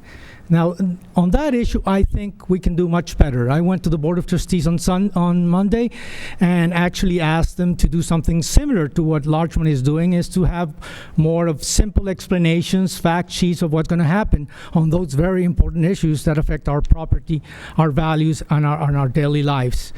On what are the tests here? We need to have reforms that are in accordance with the comprehensive plan. Some of the R5 to R6, we have to look at them very carefully, how they are in accordance and supported, and the issue about nonconformity expansions. People need to expand. The planning board has tried to address some of that. I think we need to refine this package and clean it up and move forward. Thank you, Mr. Tafour. The next question from the League. Given the controversy over Ralph's Ice Cream Parlor, what changes, if any, would you propose to prevent this from happening again? We'll start with Mr. Potok. The case of Ralph's is a case where a building permit was granted without a site review, without a site plan review by the appropriate boards. Under the law, residents can challenge that permit, which they did. And we went through a process to uncover whether or not this business needed to go through a review. And the determination of the ZBA was to require a permit. The change that we need to make is actually the applicant, it is my understanding, was asked whether or not a Department of Health certificate would be required, and the applicant responded no, it would not. Had the applicant responded otherwise, that it was required, we would have gone through that permit process. So the permit applications from now on will include in writing a requirement whether or not the Department of Health certificate will be needed, and so we will avoid these kinds of problems. It also points to the importance of having strong, qualified members on the ZBA who constantly keep up with the law and get training in order to do their work. It's a very difficult job, and we need to make sure we appoint the very best people to that commission, to that board. Thank you. Mr. Cuccinella. Yes, Ralph's has been quite a success for the owner. I think that the major problem with the initial permitting was that the hours were not looked at, and buffer zones for the residences in the right around the property were not looked at properly. I think that this type of thing should have more board input, zoning, planning, what have you, as opposed to just the village manager's granting of a permit. And in this case, that's what I think happened. Ralph's has been, like I say, very successful, and has created a lot of problems for the neighbors, and I think that restricting his hours would be a tremendous help with the traffic and the crowds of people. But I believe that also in the next month or so he's going to be scaling back his operation due to the weather. But unfortunately, the Mamaroneck is suffering from successes. Thank you. Ms. DeRose? Hi. To the best of my understanding, Ralph's was miscommunication. There is a different set of laws that govern an as-of-right use for a retail store as opposed to a food service establishment. Ralph's was given a permit to open as an as-of-right retail store. Now, he followed the rules under that, and everything was fine. There was some quality of life issues with the neighbors, real quality of life issues with the neighbors. Trash, noise, hours of operation. These are real, and they affect them, and I understand that, and I sympathize with them. I could see Ralph's from my house, so I know what these neighbors must go through. But the problem is, it was given that as of right. Now, people didn't think it deserved that. Well, then you take it to the zoning board and you say, listen, can you look at this? Is it true? Is it as of right, or is it a food establishment? Zoning board said, you know what? You're a food establishment and you're governed under a whole different set of rules. And now he's got to comply with that, and he's doing it. So the hours get scaled back, the noise gets scaled down, and things go that way. Shouldn't have been blown up into the major issue that it is. Thank you. Mr. Stockert? I think we have, I don't know if it's a big issue or a general issue, but I mean, when I sit on the BAR, sometimes I question why things come to us when there's potentially variance issues or zoning issues. I think for me, a bigger thing here is the building department might need to get staffed up a little bit, because things like that slip through, or maybe then don't get reviewed necessarily in a way where it maybe should have been done. So I think for me, one thing I want to look into when I get elected is really make sure that the building department has the proper resources, and that the interfaces to the various commissions and boards in this village are really functioning in the right order, how they should, so slip-ups like this don't happen. Thank you. Mr. Tafour? Yes, we have to learn from the mistake. We have to correct certain, when there are problems with interpretation, but suddenly some problem like this, of this magnitude comes out, well, we have to be more proactive. And it took a while for this to be challenged, go to the boards. And yes, it's going to be addressed. That's what these special permits are for. They will determine traffic, parking, hours. But the response comes very, very late. So we have to learn and maybe put in place some reaction to those problems. We're catching up with new ways of doing commerce. This is counter service, and sometimes that's becoming more popular. So we have to try to be a step ahead of the game, or at least catch up with what's happening and fix this kind of problems. Thank you. Mr. Waite. I agree with Victor. This is very much a learning exercise for the village. I think there's no point in blaming and shaming people here, but clearly there were some dropped balls along the way when it came to the process here. Whether it's the building department, the planning department, or even the applicant himself in terms of the issue about the Department of Health certificate. There's also a change of use as well. I think if those things had gone through the right process, and therefore there would have been a special permit application, more people would have known about it, more neighbours would have understood what was going on and had the chance to actually discuss and present their case to the various boards to make sure that people had the right to do that. I'm very much into community having the right to speak and say what they want to say. In this case, because it was very much done in a different way, there wasn't the communication, there wasn't the chance to discuss, and lo and behold, an ice cream parlor turns up with hundreds of people outside, and now we have an issue that has to be resolved. It's not going to be nice for certain people in terms of the outcome, but that's, again, a lesson learned that we have to do. There's also an issue, I think, in terms of enforcement, which is one of my little buggy-boos in terms of the lack of consistent and persistent enforcement across the village when it comes to the police, the parking, the planning board, and so on and so forth. I think if we can consistently and persistently enforce the laws of this village, I think people will understand that at least they've been treated fairly. Thank you. The next question. What is your suggestion as to how to stem the alarming drug problem in our community and schools? We'll start with Mr. Cuccinella. Thank you. Just last week, I went to a wake of a 26-year-old resident who opioid abuse.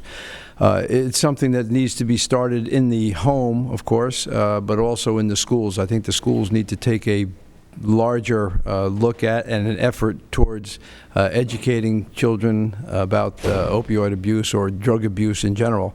I understand that fentanyl is being sent to this country in large amounts from China, and how it's getting around, of course, is something beyond me, but that's something that has to be looked at on a national level.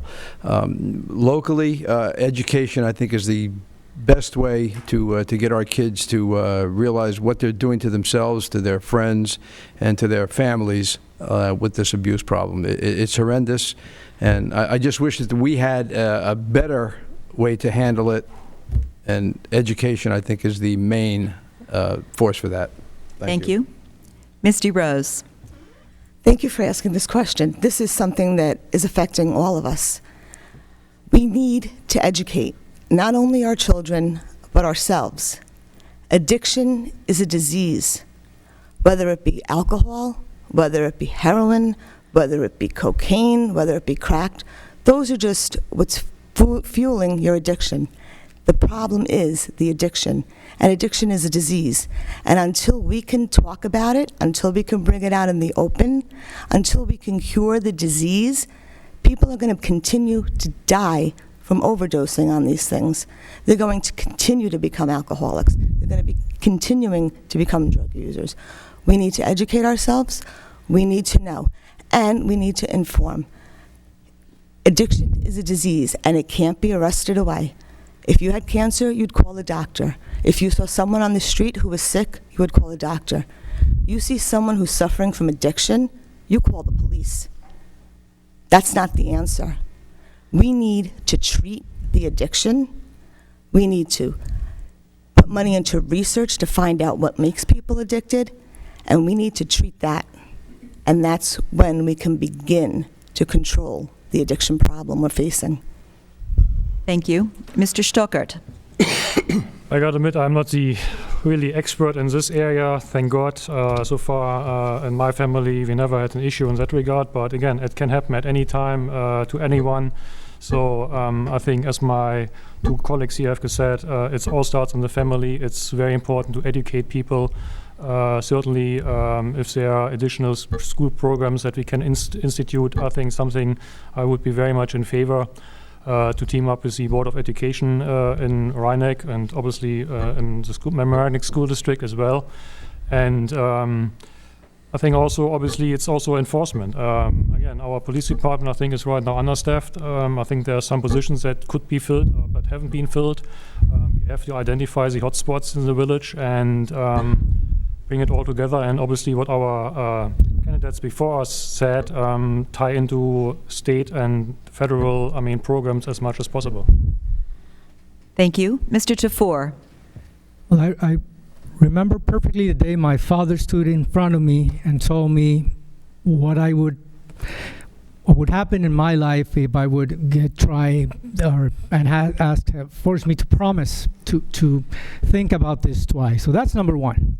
Number two, let's talk about things we see. I've noticed during the summer more activity, more movement, and nothing suspicious. I'm not reporting anything, but you do have to communicate, and we did, for example, in our neighborhood, talk about and got more vigilance, and because you kind of get a feel of what's going on. So it is happening in our neighborhood. I do think, well, the question is, what can we do in the village? I actually applaud something our mayor has done, which is to call a committee to work on this. I think we should make it incorporated really into the village, have the village be proactive, work with community groups, and work to really strengthen education. And of course, the other thing we can do in the village, of course, is help our police to enforce and have all the resources they need and patrol, because that deterrence is very, very important. Thank you. Mr. Waite. Thank you. Firstly, let me just be clear that we're talking about an epidemic of opioid drug misuse, and what we mean here is by prescription opioid drugs, painkillers, and heroin, which is used as the cheaper substitute for painkillers, because often people will have stopped their prescription and they've become addicted and they still need something, and that's heroin.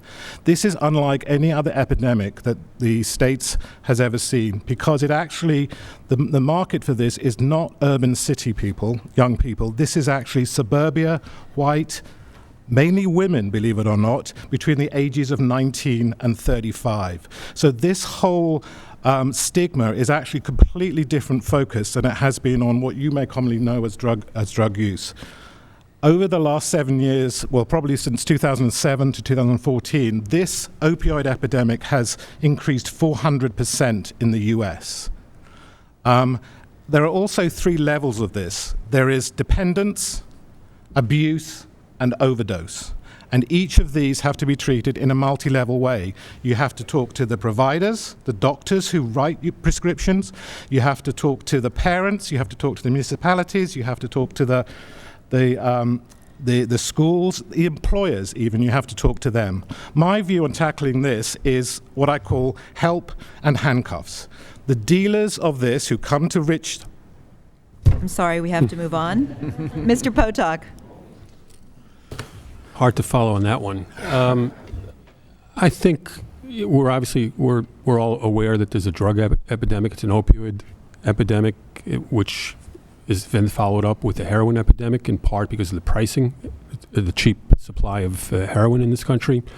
I think people have covered, the other 5 candidates have covered really what's involved. We need compassion for the users. We need compassion for the families. We need education. We need a multi-layered approach that involves not just a village, but involves the educational institution, religious institutions, social service institutions, the county, the state, and a multi-layered program. And we have a role to play, and we have to work together with other institutions and layers of government to be able to make progress. Thank you. Thank you. I do have more questions from the League, but we do have quite a few audience questions, which I would very much like to get to. So I will begin with those. The first question is from Elizabeth Sanger, 702 Hall Street. Is Elizabeth here? Thank you. Question is, referendums on the ballot have had minimal publicity or explanation. Please explain your view on these referendums and the reason for your opinion. We'll start with Mr. Rose. Hi, Elizabeth. Thank you so much for asking this question. You know, you're absolutely right. A lot of people do not know about the referendums, and if they do know about the referendums, they don't really understand what they're about. There's basically two referendums on the ballot. One is dealing with the mayor's power of appointment to replace members on boards. These are just interim appointments that he makes. Every December, there's a reorganizational meeting. This way, you know, we could start fresh in January. And those appointments are then reviewed and they're denied, or if there's a spot to be filled, then the board votes on it. The same thing with the village attorney. The mayor currently has the right to choose the village attorney. And these have been done for a really long time. As far back as I can remember, these were the mayor's powers. What's interesting is all of a sudden, out of nowhere, it comes up that, oh, we can't do this. Mayor's got too much power. We've got to take it away. He shouldn't be making these appointments. And it's been like that. And it was decided, 1, 2, 3, we had to rush through an emergency meeting to have this because it couldn't wait. Our opponents, Mr. Potok especially, has been on the board for the last 4 years. These powers have been in place for the last 4 years. Why now? Nobody realized it before that. Nobody realized by some magic that the mayor stole all these powers and now we need them back. Thank you. Mr. Stockert? Yeah, I mean, just to, my view on that is, I'm against the referendum. I think it's a question of checks and balances that we have on all levels of government. Again, the president has the right to, I think the problem is with the word appointment. Appointment doesn't mean that the mayor decides who's going to be on the board. He suggests, and ultimately the board of trustees votes on that. So again, different story on interim appointments, which is also a principle in government. That, for example, the president can do recess appointments. So it's not a concept that's been new. It's been around, I think, in the village since its inception. So I think I like to have, I mean, a balance that pretty much the mayor and the board of trustees ultimately got to come to consensus. I mean, what candidates should be. I think just having, I mean, whatever the majority is on the board potentially decide that. I think for me that's a little bit like a government takeover. So I'm against it. Thank you. Mr. Tafour? I do support it because this is not about power or taking power from the mayor. I think this is about improving democracy and improving the system of government that we have, which is try to remove politics out of it. When you start with who nominates, who's responsible, you get into that.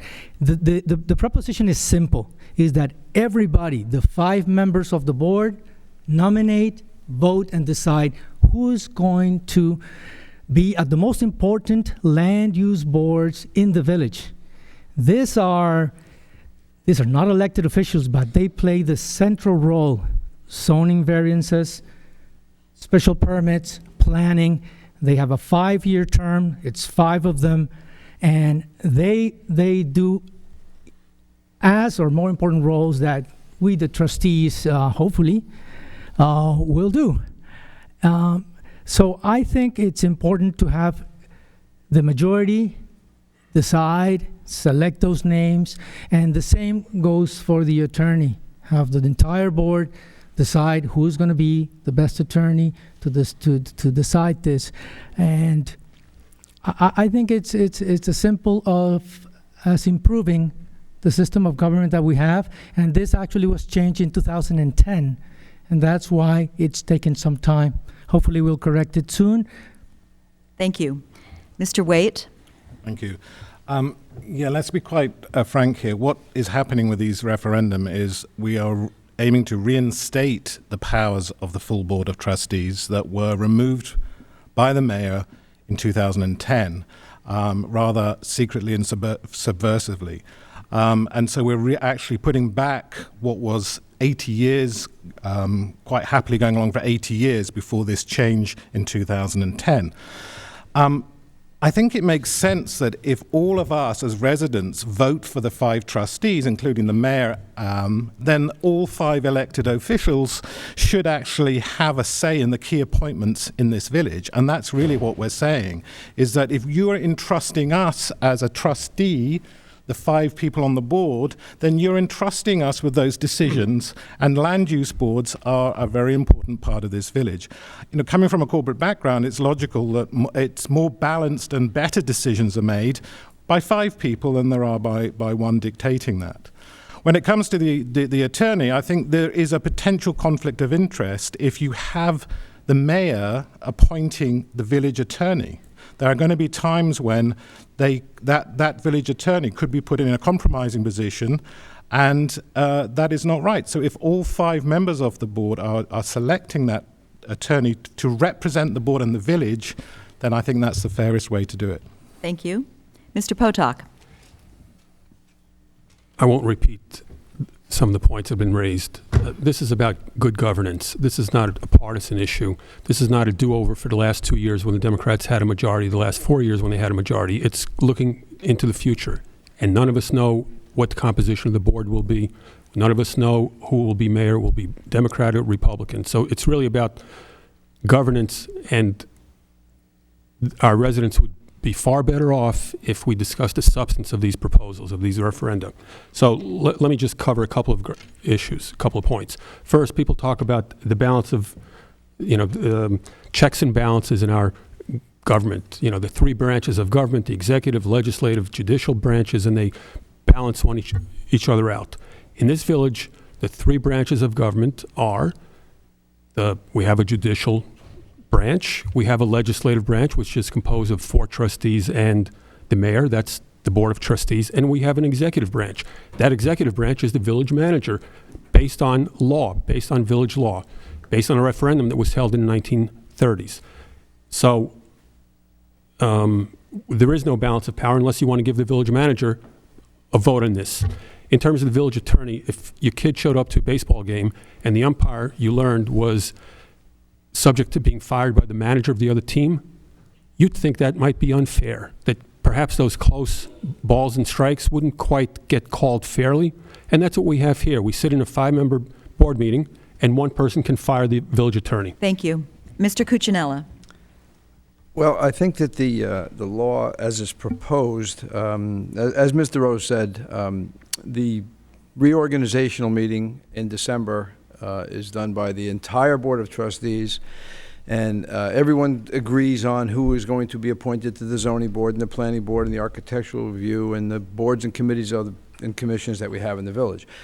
Sometimes it's not the most expeditious thing to do to have an entire board decide who needs to fill an unexpired term if someone were to leave a board for whatever reason.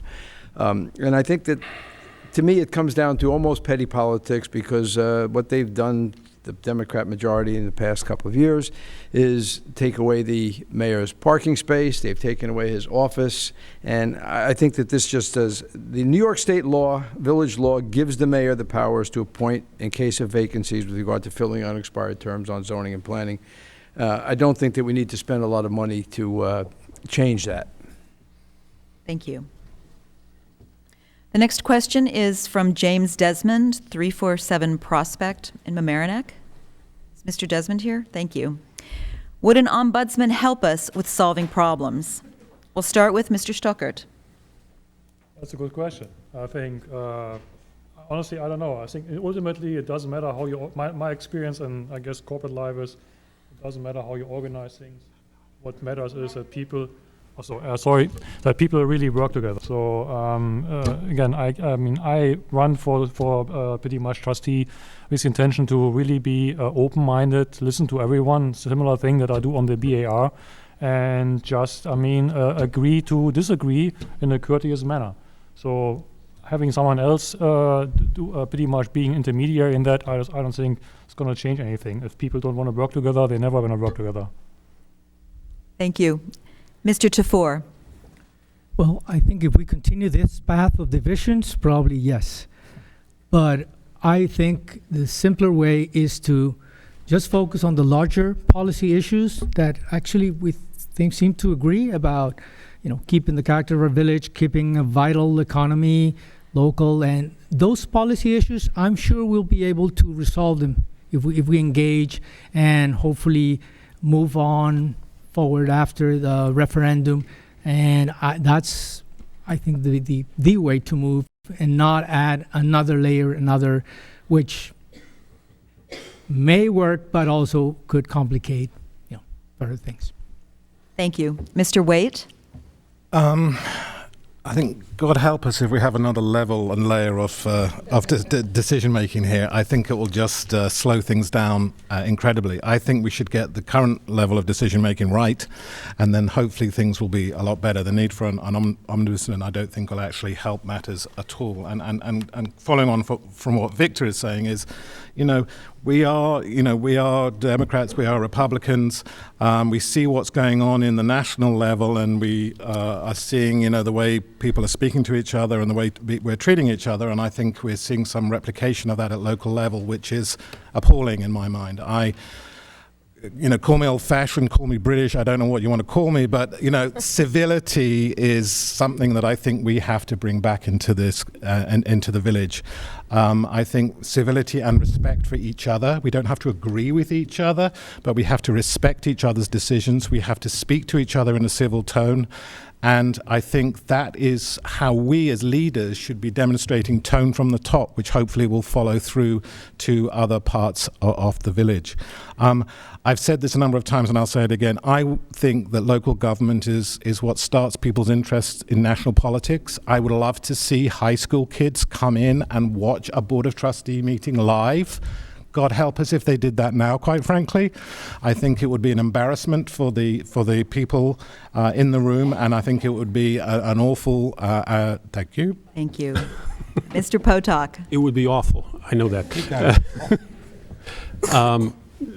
I haven't thought about it, Jim. I'd love to have further conversation about it to see why you bring that up. However, I think the issue is, how do we come up with the best solutions to the problems that we face in the village? And my view is the way one does that is to identify what the issues are and identify them clearly, bring in the resources, bring in residents to weigh and investigate and do due diligence and research the issues and come up with proposals for dealing with the issues. If they need expertise, bring in expertise for them. And try to build consensus in the community. We've done that with a number of issues that have come up, a number of issues we've tried to address. The board created a deer management committee to try to deal with the problem that we have.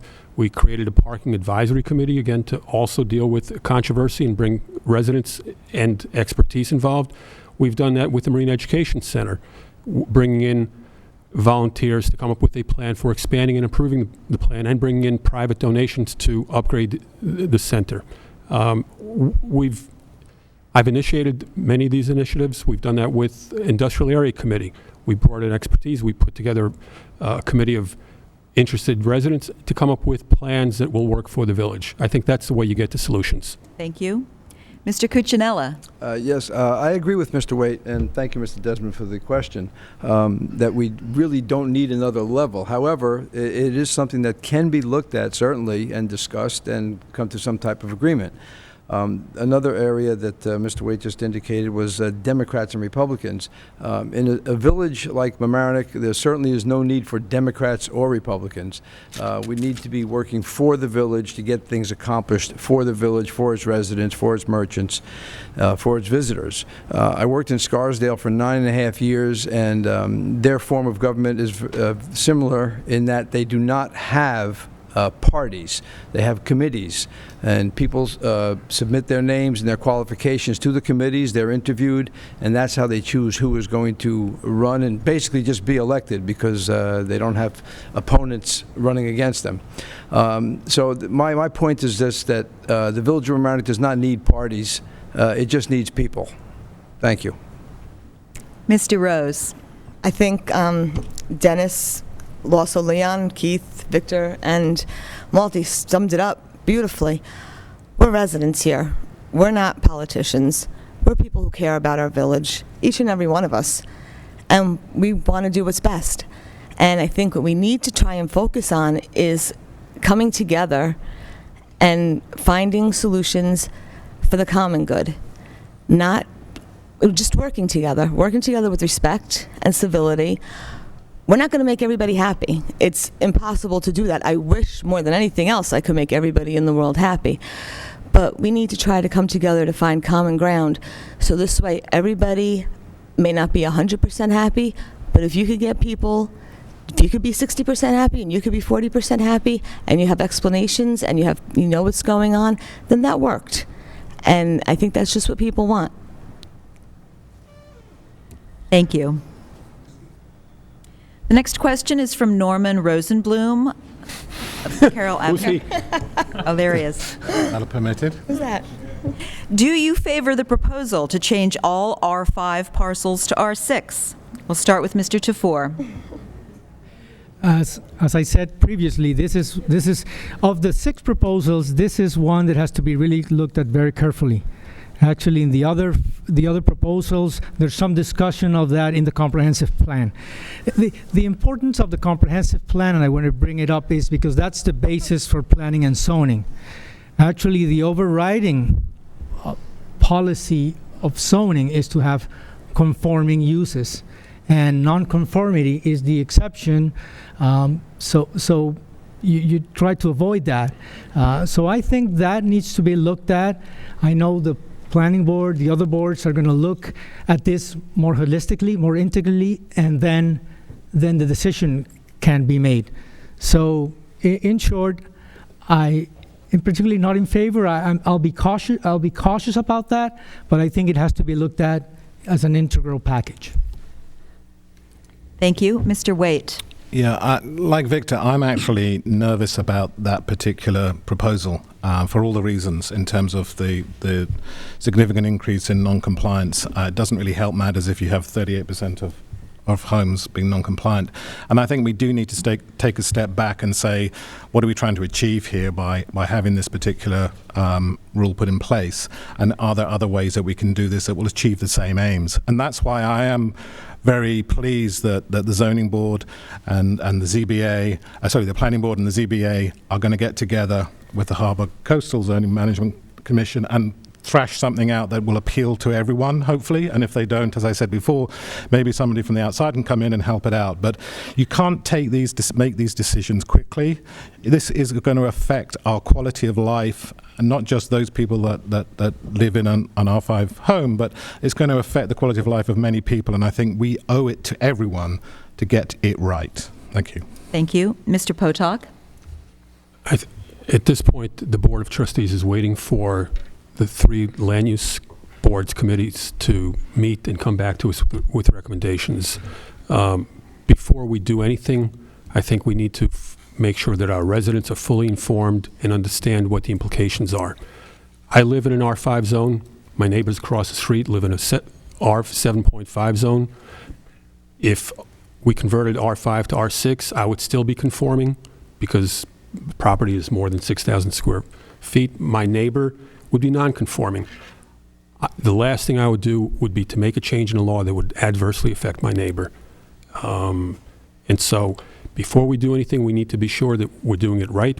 Remember, these recommendations come from the planning board to address real issues of our residents. They're worried about the character of our neighborhoods and the quality of life in this village as a result of overdevelopment. They've come up with a comprehensive set of proposals, and we need to review them carefully.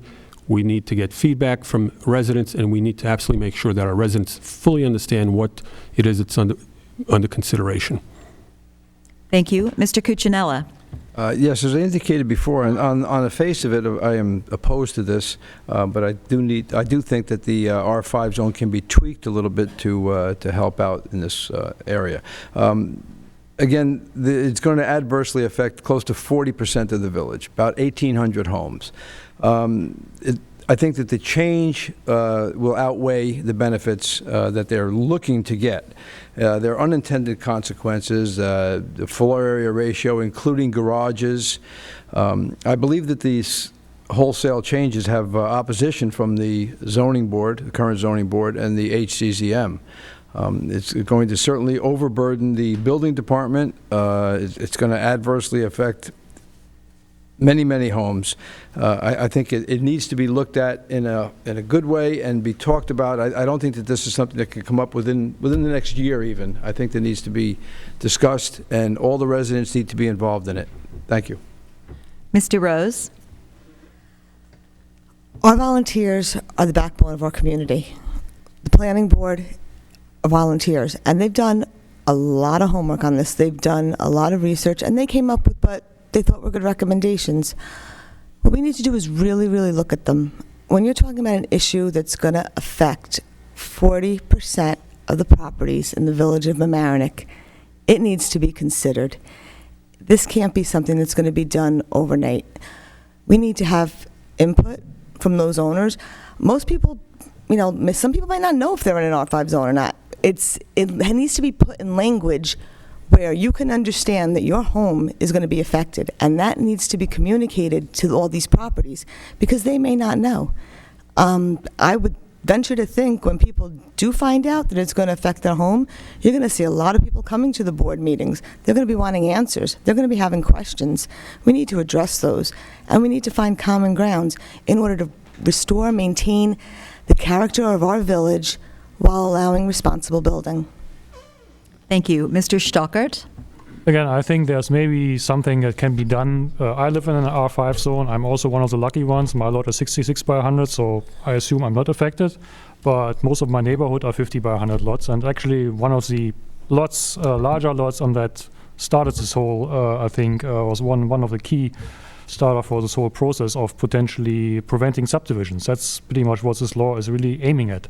There are maybe a handful, 20 lots left in this village which could be subdivided, and again, because of a very small number of lots, to really throw potentially a huge number of village residents in non-compliance is just not acceptable. So reducing density, maybe cutting back on FAR, floor area ratios, so pretty much you cannot build as big as you could before. Maybe something, I could be living with, but it's all about communicating that very clearly to every village resident that's affected. And honestly, every village resident should get a letter specifically to their assets, telling them exactly how this law, or whatever comes up, ultimately is going to affect them value-wise, potentially building-wise, before, we really make a decision here. Thank you. Our next question is from Brian Kerr, 139 Jensen Avenue. I love this question. What is your specific plan to get new people involved in Mamaroneck Village government, especially and including young people? We'll start with Mr. Waite. Great question, Brian. Thank you. I think I'll just say again what I said earlier, is that we have to have a sense of decorum and civility in what we do in local government, so that we are comfortable in attracting high school, middle school people to see how local government works. And that will get them interested, hopefully. And from that point onwards, we can start getting them to volunteer for certain things that we do. I think that is really the way to get younger people involved in what we do. We have a long way to go, but that is my way of doing it. Thank you. Thank you. Mr. Potok. Well, I'll repeat what Keith said. Civility at the highest level, at the board levels, creates an impression in the community about how business is conducted, and we need to bring civility to our board meetings. And quite frankly, where it starts at the presiding officer level, who is responsible for conducting those meetings.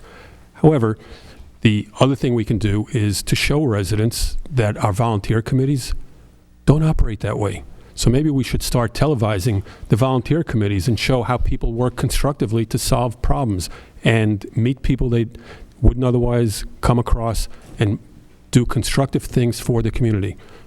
We need to give the committees real direction, real issues, real challenges, and the resources to solve them so they can have a productive, rewarding experience serving on the committees. Mr. Cuccinella. Thank you, Brian, for that question. I kind of agree with Mr. Potok on that the boards, committees, and commissions that we have in the village do a wonderful job. And if the people, youngsters especially, want to get involved, the best thing to do is to go to the village website, see what types of boards, committees, and commissions we have, and, of course, apply to the one that you think that you would like to work on the most. And I think every board, committee, and commission that we have is not politically motivated. They tend to work together. I've been on a number of them, as has most of us, and they do work together very well. And I think, Brian, that I'd love to see many more young people coming in and getting involved in all of these volunteer boards, because it gives them a sense of not a sense of entitlement, a sense of participation in the village. And I think it'll be great for everyone involved. Thank you. Mr. Rose? Hi, Brian. Brian, this is your village. We need our youngsters to volunteer. And when I say youngsters, I'm talking people younger than me, because, you know, I'm as old as they get. But we need our young people to volunteer. And more importantly, we need to make them feel welcome. And we need to listen to them. And we need to listen to our volunteer boards. And it's not about party. It's not about what you can do. It's about your enthusiasm, your open-mindedness, you bringing new ideas, maintaining the character of our village, and really having people who listen and respect those ideas. I am current chairman of the parking committee, and we're an 11-member committee. We had 29 people apply to be on that parking committee. 11 were taken. When you're sending out a message to people that you could apply, but for one reason or another, we're going to reject you, or you're going to be nominated, and for one reason or another, we're going to reject you, that's not a good message. That's not a message you're going to get from us. We welcome volunteers, regardless of age, regardless of political party. I think everybody needs to get involved. This is your village, and you need to be involved in it. Mr. Stockert?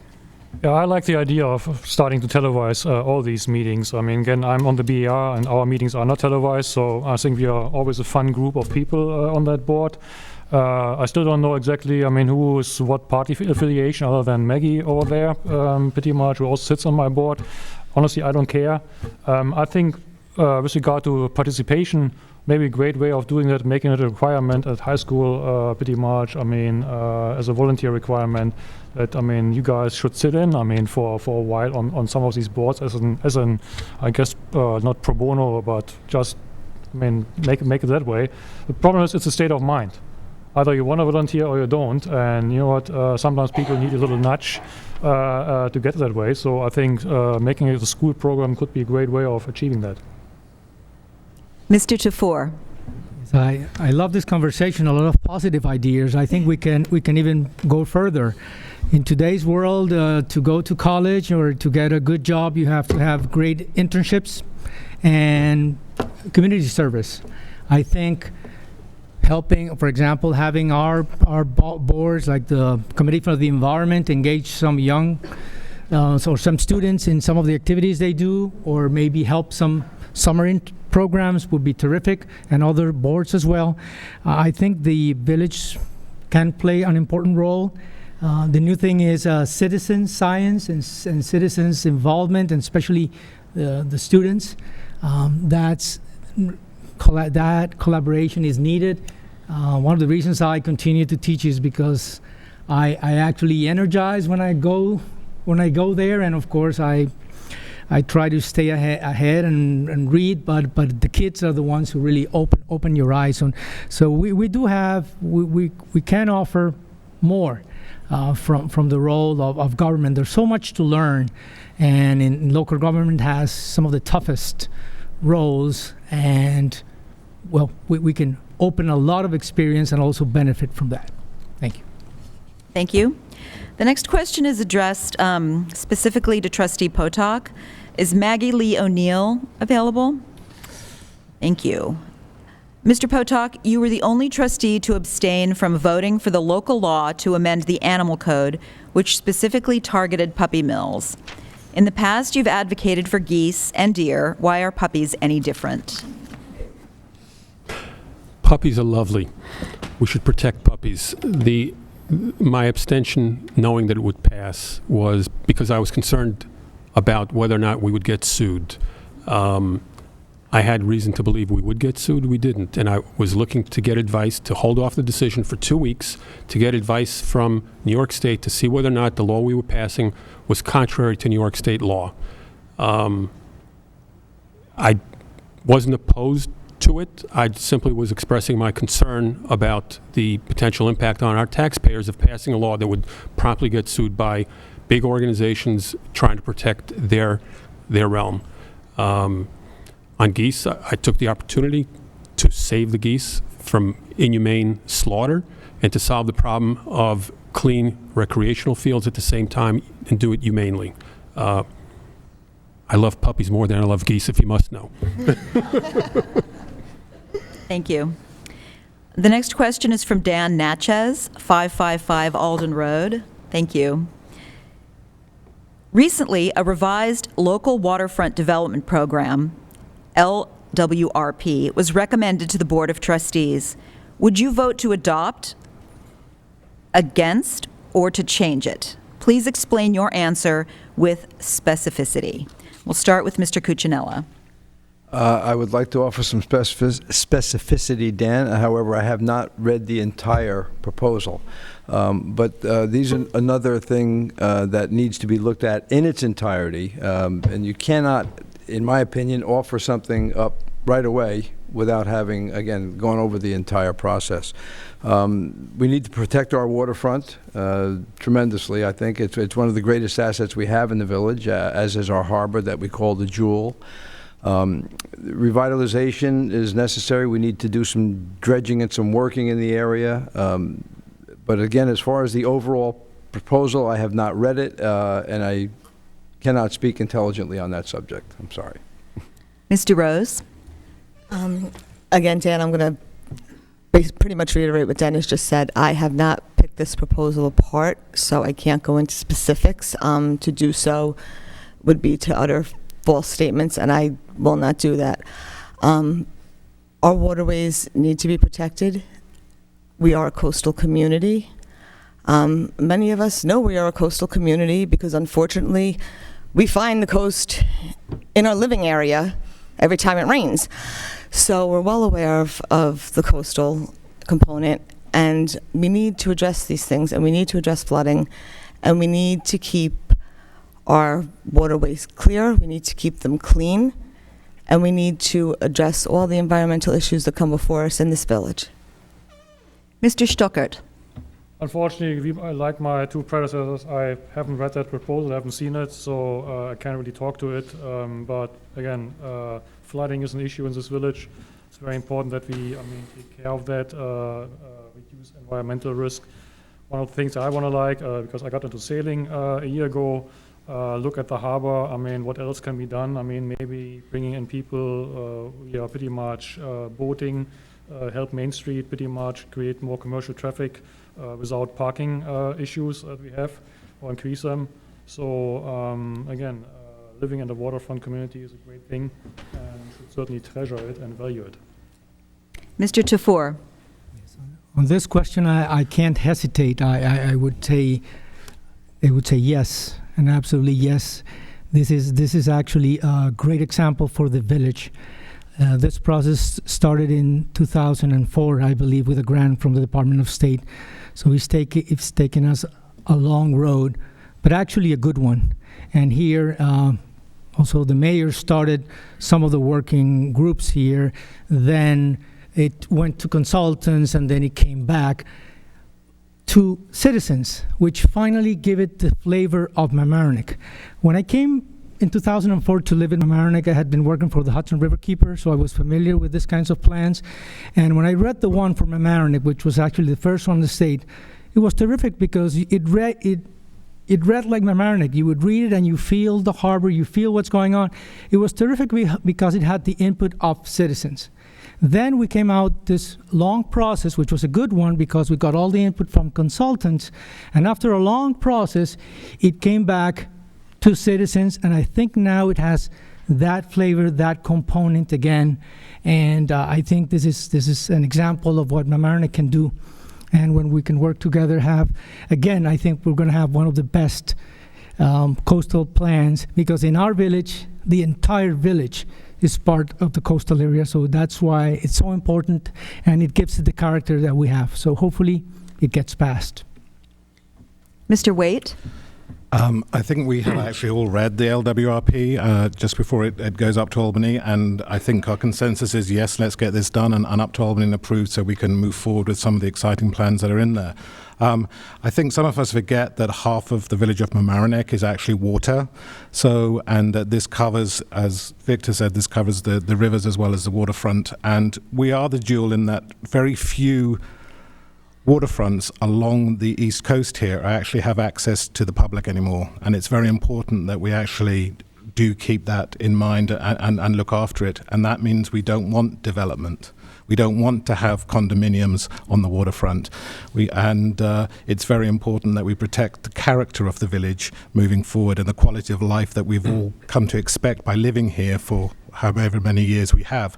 The LWRP process represents a model on how I think we should be planning the village moving forward. The fact that we have had so many stakeholders involved in the decision, from consultants all the way through to residents, providing their input, their advice, their counsel is really, really important. That's what I like to see, is community involvement. This is your village, own it, be part of it, and then you can actually enjoy it. So I think it's a great example of what we can do moving forward with other plans. Thank you. Mr. Potok. I think I agree with what my colleagues have said. The updated LWRP represents a model for how we can and should conduct ourselves. About 2 years ago, a draft update was provided to the board. It was prepared by outside consultants working with a steering group appointed by the mayor. We took that draft, we reviewed it. One of the major changes in it from the 1984 draft was we moved to 13 policies for Long Island Sound, which New York State recommended for Long Island Sound communities. We reviewed it, we passed it to the Harbor and Coastal Zone Management Commission and asked for their review and recommendations. They came back and said, no, we can do much better than this. We should keep the 44 policies, and you should give us the opportunity to rewrite it. The board discussed these alternatives and took the advice of the HCZMC and passed it back to them to produce a new draft. The HCMC created a working group of 35 people who worked very intensely over a period of months and months and months to produce a new draft. It was through a process of collaboration, negotiations, discussion, in open meetings that they ended up with a new plan that, quite frankly, is shocking how little dissension there's been in the community about this major initiative. So I'm definitely in favor of it. Thank you. In order to stick to the schedule, we are now going to finish with audience questions and go right to closing statements. Each candidate will give a 1-minute closing statement, and the candidates will speak in the same order as the opening statements were given. So we'll begin with Mr. Tafur. Well, this is a wonderful community, and this is the greatest country on earth. As an immigrant who had to wait and work hard for 15 years to become a U.S. citizen, and who comes from a country that continues to struggle to find a peaceful, inclusive society and a full democratic process, I don't take country or village for granted. To me, local government is what makes democracy so unique. This democracy so unique, so different to others in the world. I tell my students that local government is where the rubber meets the road. It is the hardest job with less financial resources and more pressure to solve the immediate problems. Local community, through collaboration and work, must tackle the challenge. It is clear we have some differences, but we all love this village. I think the main challenge that we all have is to maintain stability and move the village forward. Our team has pledged to do that. Hopefully, we can get to realize it. Thank you. Thank you. Mr. Waite. Thank you. And thank you to the League of Women Voters for hosting tonight, and the LMC-TV as well, and the audience for coming along tonight on a baseball evening. I think we all love the village of Mamaroneck. We have all lived here a long time, and we choose to do so because of the quality of life that the village has given us and our families. But living and loving Mamaroneck is not enough to justify being a trustee. That's just a prerequisite. To be a member of the Board of Trustees, you have to be competent, skilled, and experienced, and with a vision and solutions that will move the village forward in a favorable way with the values that you also support. And that takes leadership. We are recognized leaders. We are not followers. We will not just fall in line with what one person wants us to say or do. This is your community, and you should feel ownership of it. It cannot be owned by a minority for their own benefit or advantage. We have passionate hearts and open minds that, with thought, collaboration, and sensible values, will make the right decisions for all of you in Mamaroneck. Thank you so much. Mr. Potok. Thank you to the League of Women Voters, thank you to LMC-TV, and thank you for the Republican candidates. Running is not easy, serving is not easy either. If you think this was hard, I got some news for you. It's been an honor to serve as a trustee for the last 4 years. I hope the voters will agree to let me continue for the next 2 years along with my two colleagues. We are a strong team, we're competent. We bring the right expertise that's needed. We bring a diverse expertise that's needed in different areas that are important for the village. And we will represent the entire village. That's our job.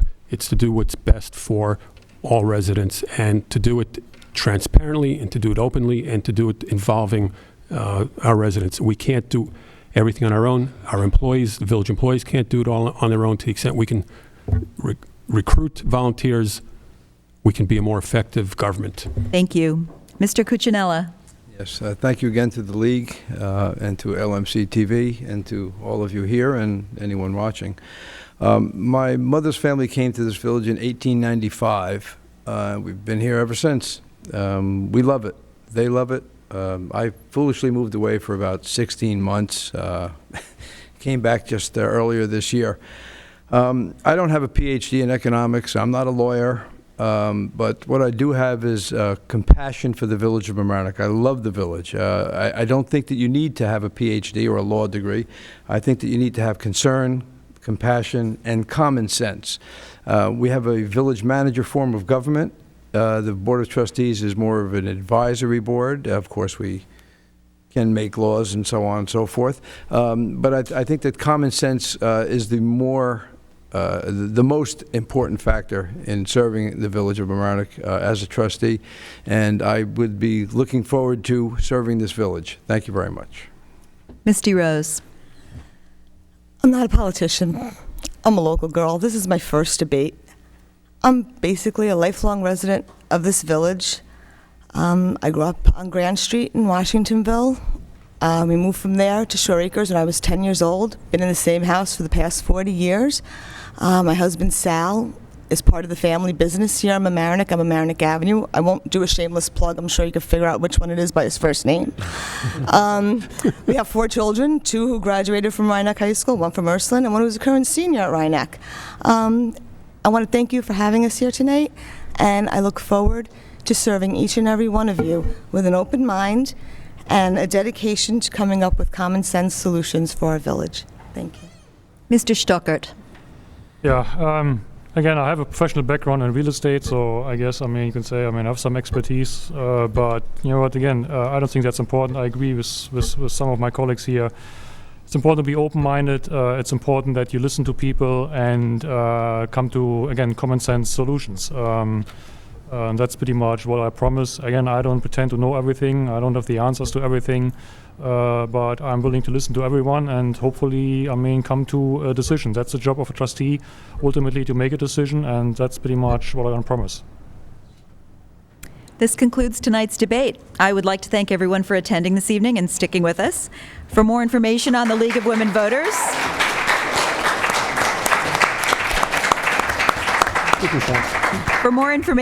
League, please go to lwvus.org, and please remember to vote on Tuesday, November 8th. Thank you and good night. Keep smiling.